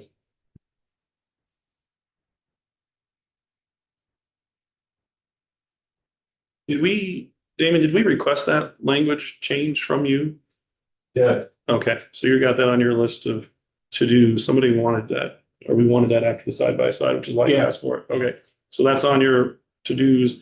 That also is the question of for the committee and for the DMV. The way the language was written is that it's 12 per year. And then there was sort of this hang up on whether that means 12 all-time total, first come, first serve of 12, or does it mean an additional 12 each year? And then there was a comment that said, especially on Friday afternoon, we'll just leave it at 12, and if it becomes a problem, we'll let a future legislature deal with it. Are we agreed on any, do you have a comment on that, whether it was meant to be only 12 specialty vehicles a year or 12 each year? It's meant to be 12 per year, 12 each year. 12 that can be manufactured and sold. And then 12 renewed, you could. The next year, 12 more. So, So only 12 that year. So each year is only 12. But it would be 12 additional. Is that what it's written down? I'm saying, Right now. if I made 12 this year, Yeah. Could be. I get to renew those and make 12 more next year and have 24. So if there are 12 registered and then they renew. The way it's currently written, you could arguably say, well, once we've got 12, until one of them stops registering, can't register anymore. But by changing that to say not more than 12 additional limited use specialty vehicles per year, it would be 12 this year. Next year, you could have up to 12 more, so you could go up to a total of like 24, et cetera. Because this involves another agency and their stakeholders, I'll verify, but I believe it was meant 12 each year regardless, even if there's renewals, you can do an additional 12. Okay. Yeah, You can stack it. You can 12, and then you that's make my 12 more, you could have 24 of them, and then you could have 30. So so this, by year two, you would have 24. it's not 12 permanent. It was intended that you would step them or stack them up. I will double check and verify. Well, the committee felt that maybe that the language wasn't entirely clear.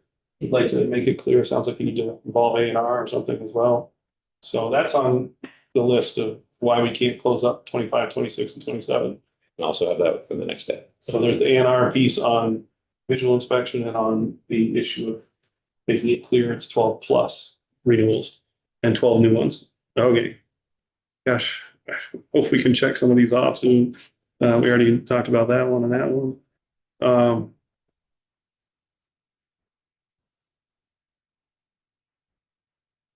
Did we ask your opinion on the Burlington push? This is a push the sunset on cameras and automated license plate readers. Does the DMV have a position on extending the sunset to allow the continued use of license plate readers and camera? I don't think officially. I will wait to give my opinion. But I believe we discussed it and I think that we have a solid answer, so. Okay, we'll look for an answer on that at some point. And it sounds like though that the extension sunsets not until July 1st of 2027. So we as a committee may not touch it at all, but if we can find out where you guys stand on it, that would absolutely be helpful. Okay. Am I the only one keeping a list? Yeah. Thank you. I have a list that says cement. So our vice chair will help me clarify this. Okay. The smuggler's notch, section 8, increasing the fine from $1,000 to $10,000. Our ledge counsel said that would not be too dramatic. The judiciary says it's commensurate with the idea that that's how much it's going to cost to get things to the impact. So there was a concern that it was too much of a increase. Also, there was an idea about whether we should put the $10,000 onto a sign. The agency would prefer not to be locked down to the idea to have to buy a sign, but they'd be happy to reprogram all their flashing, all the flashing electric signs that are on 89 on both Is ends. it 20 or is it 10? I thought it was 20. First time is 10,000, Oh, 20,000 for the second time. They can use it in their flashing metals, messages to scare people and in their online posting, but they would prefer not to be locked down to buy new signs. Works for me. So that was that was a concern of the committee. Does anybody, I don't know if anybody else has notes on section 8, but there is not a concern that is too drastic of a rise in fines. And then they would prefer not for us to add language to lock them into signs, but they would be happy to put that out on their blinkers to let you know that could cost you 20 grand to drive up that road. What do you mean? Section 8. The road sign, the portable road Oh, sign, okay, yeah. programming that is economical. Updating the huge signs that are on the side of the road, they would prefer not, might do it, but they prefer not to be to have to do it. Costs more than $10,000. Yes. That's one. Maybe if 2 or 3 trucks get stuck and they have a little money to play with, they'll update the signs. But those were 2 of the questions. I'm sort of otherwise saying, is the committee, do we need to go back and look at section 8, or are we sort of with those 2 answers kind of okay with a thumbs up that we want to move ahead to section 8? Representative White? I just want to clarify that, on the fees, civil penalty is $10,000, but if the violation results in substantially impeding the flow of traffic, it's $20,000 that first time. And then the second time, within a 3-year period, the penalty shall be doubled. So 10 and 20 are both for first offenses, depending on how severe they are. Okay. I also had just a note that we may have wanted to hear from law enforcement on how they dealt with this, just, I guess, in terms of informing whether those fees are the right number. Well, I ran it by the Judiciary Committee and they thought that given the amount of cost and et cetera, they didn't think that was a big deal. But I could go a little further if we need to.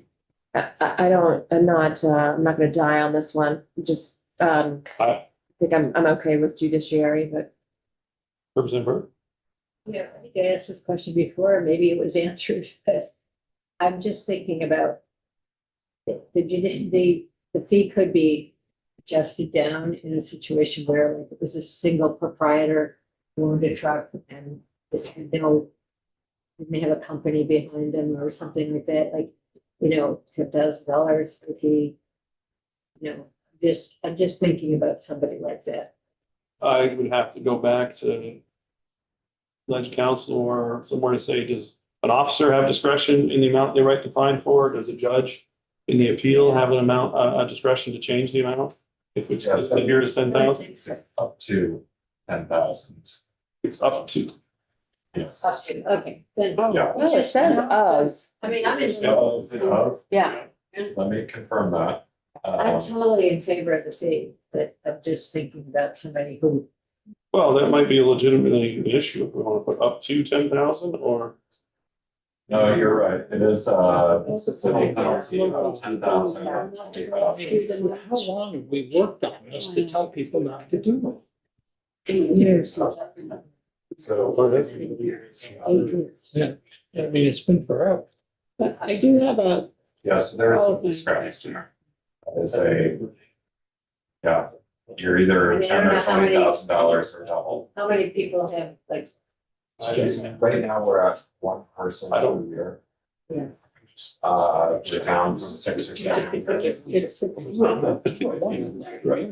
The list is still pretty freaking long for trying to get the damn thing done. So the fine, great question. Let's see. The civil penalty.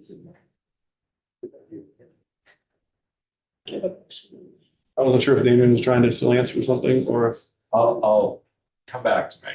Representative McCoy and then Representative Casey. So just a qualifying question, if I drive up the notch and I get stuck, but I don't impede traffic too much, it'll be $10,000. If I do that a second time, it will be $20,000. However, if I go up and impede traffic, it's $20,000. If I do it a second time and I don't impede them that much, you tell me the fine is doubled, so will it be $40,000 or just 20,000? Because I didn't impede traffic. I don't know how you couldn't impede traffic by getting stuck in there. Like, what? Because it might take a long time. I know, but I'm, You know, like, what is the case where someone Oh, gets it's stuck? not Very going- good. And it Very doesn't, discretionary. and I don't like Maybe they that get word at stuck all. a little bit. I don't They know. cut up some trucks, They do, to yeah. take torches to them. Oh, they do? Oh, Yeah, I don't know, they got caught up on that rock, there's a rock that they're going around. Anyway, I mean, I don't know. I don't really care. Okay, let's take a picnic. It's a Sick of beautiful place. Hearing We're about taking somebody lunch. getting stuck in the snow. Representative Casey, you're up. With those, Or we're not answering that question. with the big expenses, I think there should be some sort of sign there of some sort. I could see the trucker going to court and saying, hey, I didn't see the cost, but is there a bunch of signs? There's already a bunch of signs here, right? Yeah, yeah. So, They're just maybe doing they're it an idiot, I flashing. guess. Chicanes. Temporary. Yeah. You got the chicane, yeah. I think maybe on that lines, I was gonna suggest for the first year, for the first winter, we'll mandate one of those blinking signs. Good signs You there. know, at least for the first year, and then, you know, the agency can do what they will. Arnie Fife with his hat. Yeah, but maybe for the first year, we say, all right, you know, this has to be there, you know. That's it. But still haven't thought. No, still have the fine, but they're, know what they're getting into. Literally. Representative White, and then Representative Wells. Oh, my GPS, sorry. I feel pretty strongly that if we're gonna impose a fine of $10,000, there should be a sign. There should be a sign there. I mean, not a temporary sign. That's a lot of money. It's a huge problem, but it's a lot of money. And to fine somebody $10,000 and there's no sign there, that is unfair. So Judge might see it that way too. Well, there are Representative Wells is up. I'm sorry about that. Yeah, if you can't read English or speak English, you probably can't see those signs. There's 5 or 6 of them. It's gone on forever. Just fine them. You hit them once with 20 grand, nobody will do it again. Just stick with the law that's in the place. We're always dilly-dallying around. No doubt about it. Representative Keiser. Liberals. If you do go up, and I have, the signs do say fine is $2,400. That's what it says. Replace it with 10 grand. Yeah. That's fine. We're done, all over. Yeah. And they're willing to do that. I got Representative Casey, you're up. just one more question. Has anybody done it twice that you heard of? I cannot say that anybody has done it twice. I don't, the last time we looked, You learned a lesson. short list, I mean, it goes down every year. One for last year. If you see on your list, somebody's done it twice, send them in, we want to talk to them. Somebody wants to talk to you in testimony. Yeah, yeah. Does anybody know if it's open yet? May 1st, probably. Not yet. That's right. I don't think yet. It's not yet. You could try it. See, that's, I thought those are Well, traditions. They're not. As long as it is open by the time Spruce Peak is open, that's the most important thing. And amazingly, since they're both weather related, they tend to go together. So is that what we're agreeing to, is the sign? Is that what I heard? The sign is actually on the interstate, which before, The Flashes blinking over. sign. Making sign? Yeah, oh, it's one of those great big, Temporary. yeah. well, it's one of those ones that they haul in on wheels, you know what I'm talking about. And that is, they're on 89 north and south. And then there's also one somewhere on 100, I believe. It says the same thing. I know that I've seen 2 signs and it says $2,400. But those aren't permanent, those are. No, right, but that they would Pictures. serve the same thing. There's even a sign at the bottom. Yeah, what I'm saying though, is that they're not there all year. Oh, no, they're on wheels. Yeah, so they move, so just But getting. they have one back- up they have one up there too. There's up there by the. Yeah, but like at the end of the day, just put a sign up there, what's the sign, $100? I know, but I think those flashing, Yeah. those signs are more easily read Yeah. by people instead of one that's just like there. No, you don't pay attention to it, but one that's like, that's pretty big and it's lit all the time. No, correct, well, I'm just saying, though, that could be there tomorrow and gone the next day, sign is gonna be there, I mean, literally wasn't, $100 in today's world, you can call it 200. I mean, how much is a sign one? There's even a sign there They're for also a seasonal lot shutdown. bigger than what you think they Yeah. are. Yeah, Representative Wells. There's even a sign there for seasonal shutdown warning at the Yeah. foot of the hill too. so what's another? Is that what you're saying? How thick you gotta be to miss 4 or 5 signs and a flashing light? Yeah. You know, This is true. you can't speak English? Okay, Well, it got down to 1 last year. That's it. that's great. Take it to 0. Representative Casey. One last time there. I agree with Molly that we should do a field trip, to be honest with you, get a little sense of what's going on. We'll wait till it I'll opens take and then we'll see pictures all the next time I go signage. through that- that stage. Yes, sir. You don't have to raise your. I just want to clarify Nothing too that long. the Short AOT bus. is not trying to remove the signs. The purpose of those signs is to deter, the mobile ones, is to deter people from traveling up the notch. So I can guarantee you that they're going to be where they are. Especially during I'm peak just saying that they're season. mobile, and they're mobile Yeah. for a reason. Right, right. But especially during peak season or when it's open, Yeah. we'll have signage there. So, I mean, if that's the case, then we could reference that there's no reason probably not to reference that. If we're uncomfortable. Not to distract from the discussion of signs, but for what it's worth, the penalties are deposited to all Title 23 companies. 100,000. What are we paying for? We could have let in with that, didn't you? Help. So that's fine. No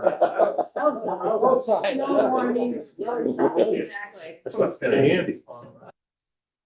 Maybe It's always in there. It's One always sign. not- Zero. Yeah, it's all I do something with that, I think so. Can we put a toll booth on either side of the notch? Did you take federal There's funds? a to build it? solution to our transportation. Probably. Sure. 100? Don't know. Potentially. All right. Are we giving instructions to our legislative council on any adjustments to section 8?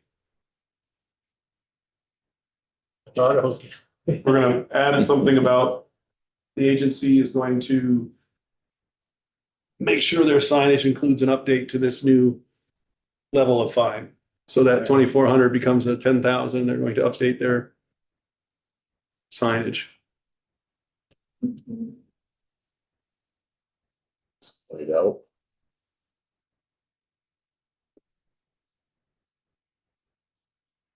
I'm saying if they have the lighted sign already. Yep. It's there all the time, Yes. there all the time. Yes. I think that's what we're referencing, yeah, So why do we have to reference it then if they're already doing? because it? it's mobile, Oh, it's there all the time. it's mobile. The next major, unfortunately, the next major incident we have somewhere where we need to redirect. Yeah, that's exactly. emergency. It's like a temporary Yeah. bridge, you know. Do they leave it there all summer? I see it flashing in Yes, the winter. during the open season. It even says that can't go through in the winter. Oh, trucks can't. Right. No, it's totally closed. It's closed Oh, completely, right. but during peak season, it's Yeah. definitely there. Yeah, so they would keep. Goal is to keep anybody from getting. We'll update our signage and other materials to inform the public. Mr. Legislative Council. Yeah. We will update our signage and other materials to inform the public. Okay. We need A&R back on that section. And shoot. Representative White, did you hear any additional information on personal flotation devices since the last time we met? Well, yes, I did share. And Was there more than one piece in that section we had to look at? the one, Personal flotation devices, section 21. the one piece of information I heard from the presenter of the bill was, or the sponsor of the bill was that June 1st would be better, but she's happy with May 1st. And she'd really like to just get this into the bill. And she did suggest having more testimony from the YMCA person whose name I am not recalling right now. Mhm. But again, I don't feel really strongly. I mean, I do think that June 1st would be better because of the water temperature in Vermont, but you know, we could put this in now and revisit it in the future if it's a problem. Love to. Fine. Discuss that now. I think we discussed it fine. The testimony we had received was expectation that there was no fine, but we did find there is a fine. Yeah. So do we want to make any changes to that? There is a fine? Yeah. $50 Well, then plus the $47 for judicial review. And what was the fine, 100, did you say? It was 50, but it'll cost you 97, right? No, I think it was 105. Oh, We did 105. 47 and the 50. Oh, you gotta add the extra part, Yeah, yeah. the extra part, so. But that's at the discretion of the officer. Yeah. Representative Casey? I will say I got a friend of mine who fishes. I got a few friends that fish. And the water right now on Champlain is like over 52 degrees in the bays already.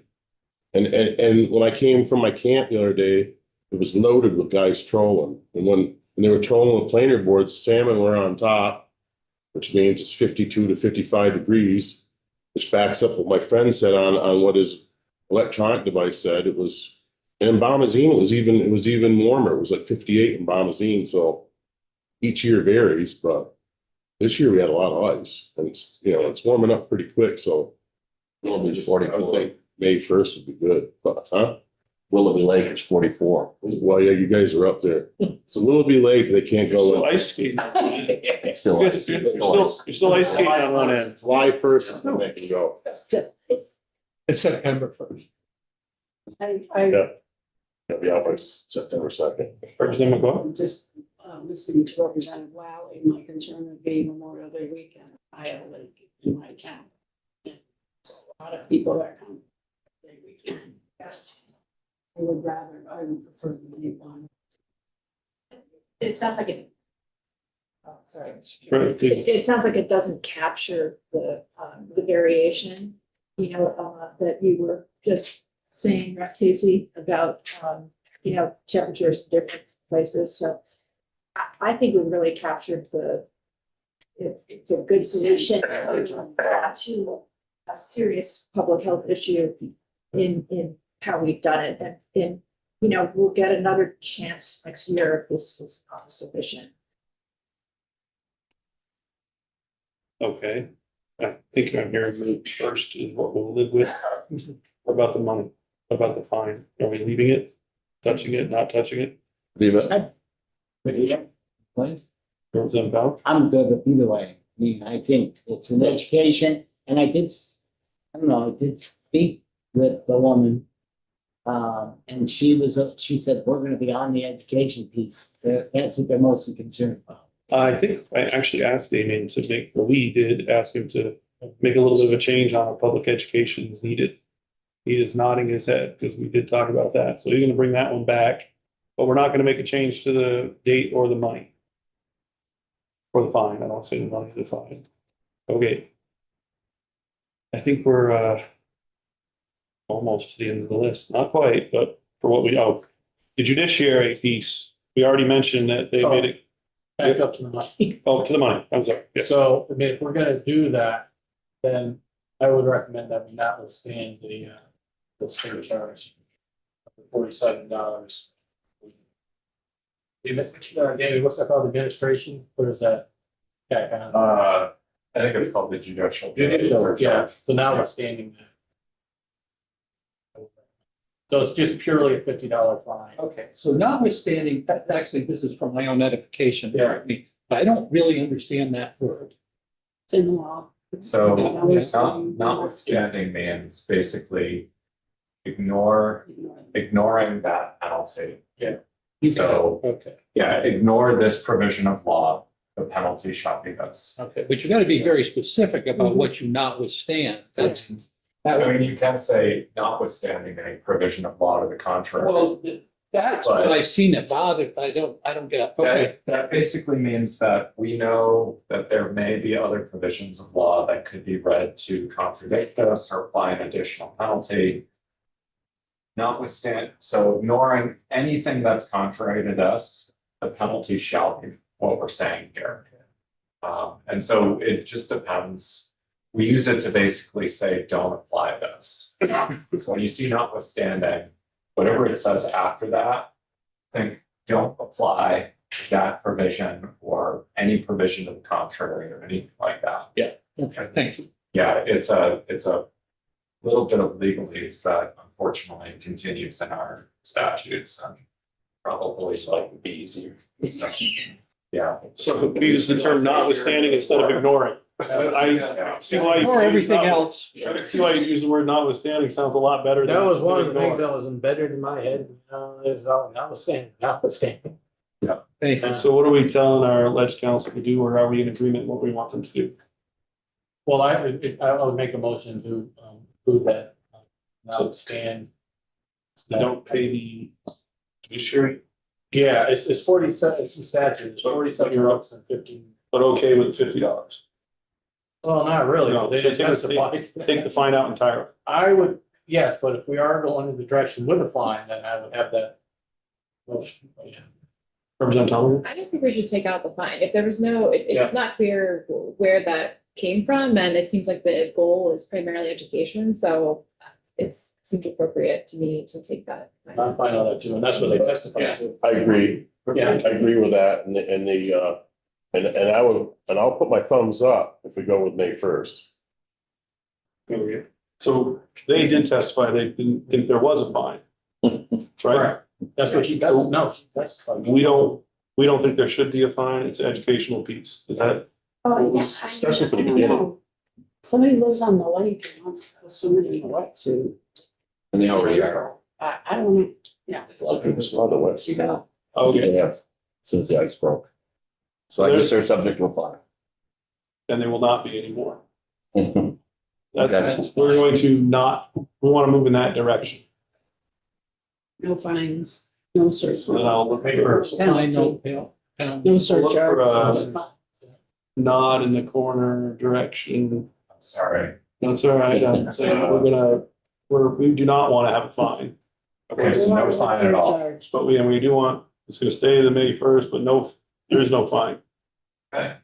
We're gonna not withstand the fine. And the surcharge. Yeah, there's no problem. No If there's no fine, there's no surcharge. Not. Okay. You want- In the judiciary piece, they said if we do add the Burlington, Judiciary Committee said if we do add the Burlington, the sunset request or the extend the sunset, they're going to want to have a drive-by on that, but it's not even in there yet. Or did it sound like we were moving very quickly that way? I already talked about the DUI piece and that it's their area and hands off. And that there is a commercial texting piece in our bill and they will want to look at that. And was there anything else? That's it. Okay. Oops, I'm sorry. Wasn't there, what about the towing amendment? The towing, is that the southwards? Yes. That on the, I wouldn't call it reclaimed property or Vermont property in effect. There's gonna be a different, because it's after the abandonment, after the title's been issued. And Right. when there's a value there, that if it's over the cost of the towing and the fees, that they would have to report that to unclaimed property. Right. We are suggesting that Representative South, I'm gonna talk to him, but suggesting that he had that as an amendment, generally a floor amendment, that the feeling of the committee would be that they would generally be in favor of an amendment in that direction. However, Ledge Council in reading his language and in our discussion is also gonna touch base to make sure it really is something. So we'll ask him to work on it and bring it back to us. But and if that's a misunderstanding of the committee's intention, now's a great time. I appreciate you bringing it up, Representative. That our suggestion was to him to do it as a floor amendment. But that we were in generally in favor that if it particularly happens to be a high value vehicle, it truly is an unclaimed property. By definition, it's somebody's property, becomes the state of Vermont's property as unclaimed. Is that what you're calling? This is after an abandoned vehicle, and after an abandoned vehicle title has been issued, it's now property of the towing company. They get to keep all of the value of it. Well, in a rare circumstance, the value of that unclaimed vehicle is substantially more than the fees for towing and storage. And that Representative Southworth is saying that value should go back to the state of Vermont. or if that person ever does show up there, it's actually theirs. Representative White? Just a question, are you recommending the amendment just in the interest of time? As opposed to our weaving that into the DMV bill? I can answer that. I think just personally, that's such a topic of interest to certain people in the body. So I think you might open that up and you're gonna have, maybe more conversation or topics that are gonna go a lot further than we're potentially comfortable with going.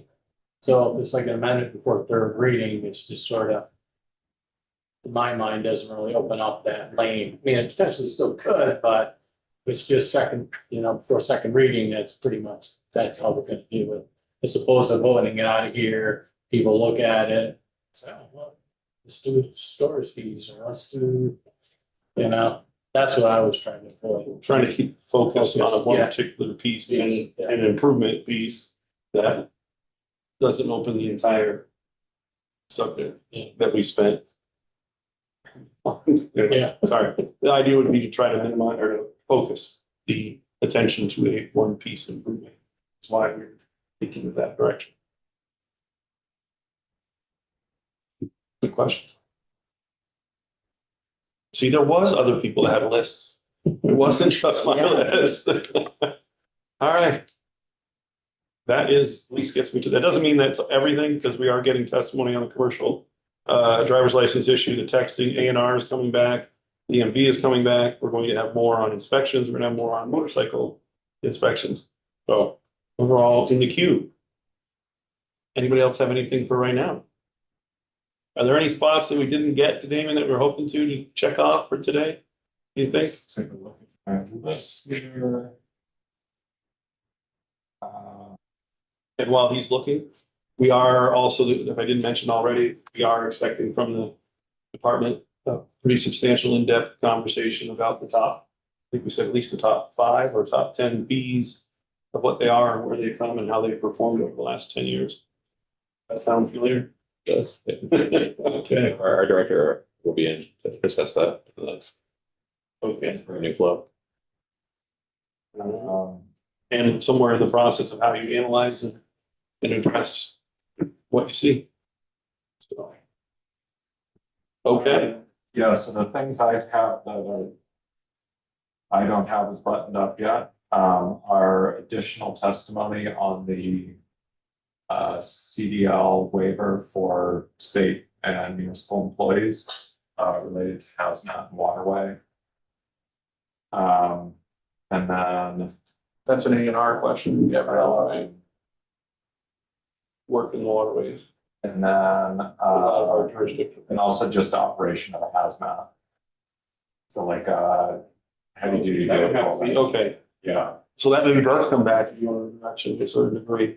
Are you guys set on the inspection manual updates? Well, we're having that testimony. I don't have it yet, but it's still unbuttoned. I would agree. Yeah, so those are the two More. things that I got.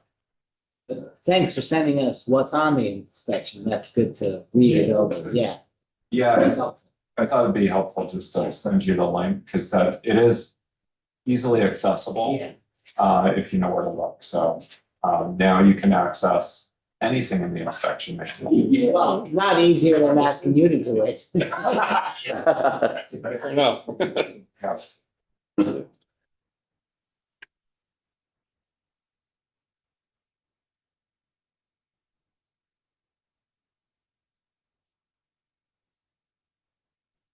Okay, Representative Casey.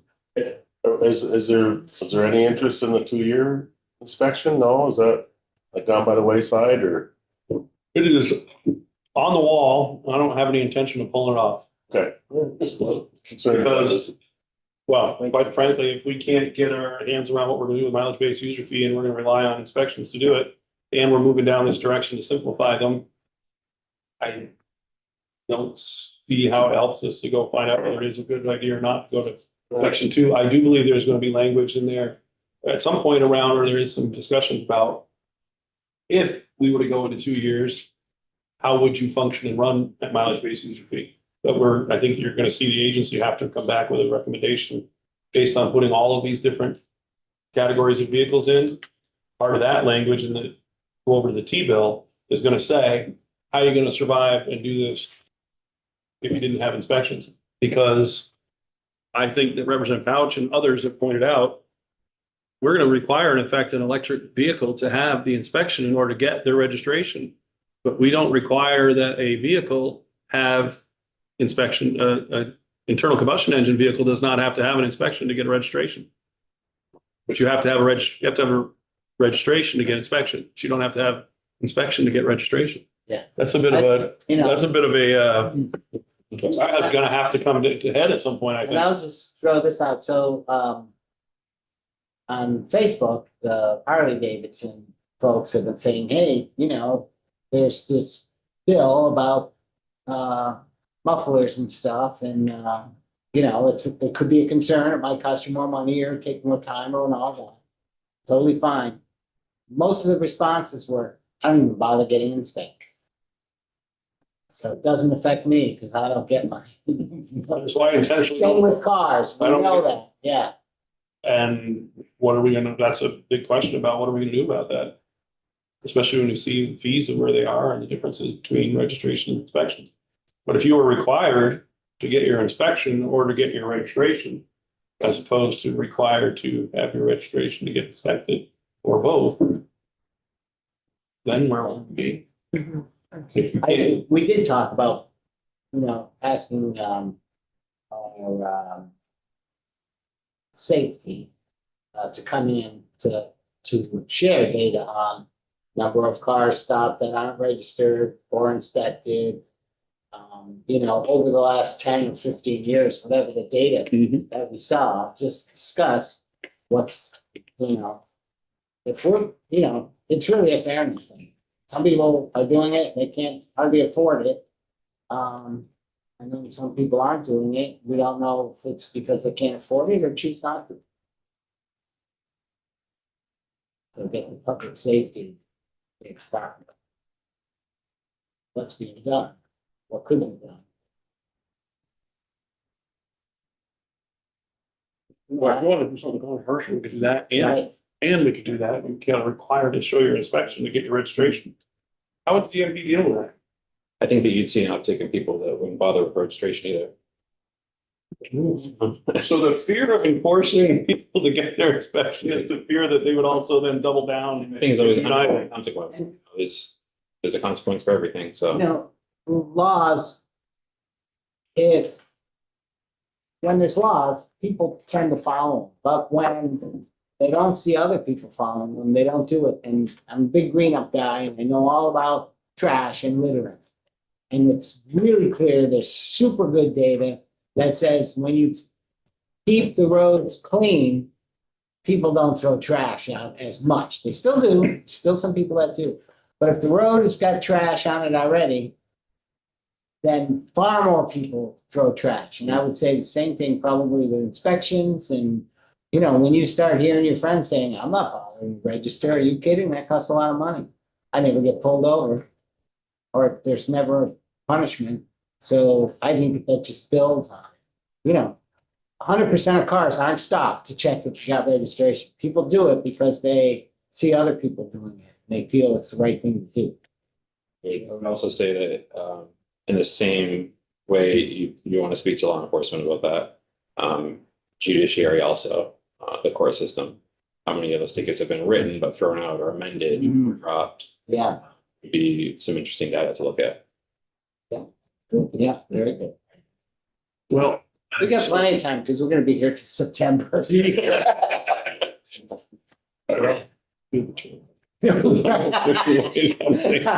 won't be married, you won't be working, you won't be chair. I won't be here. I can tell you that. I won't be here.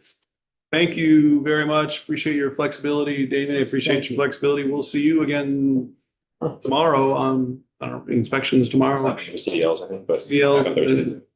Bill Smith, we're gonna button up those 47 things on the list Friday. Ideally, we will get this done or very close by Friday. Thank you very much.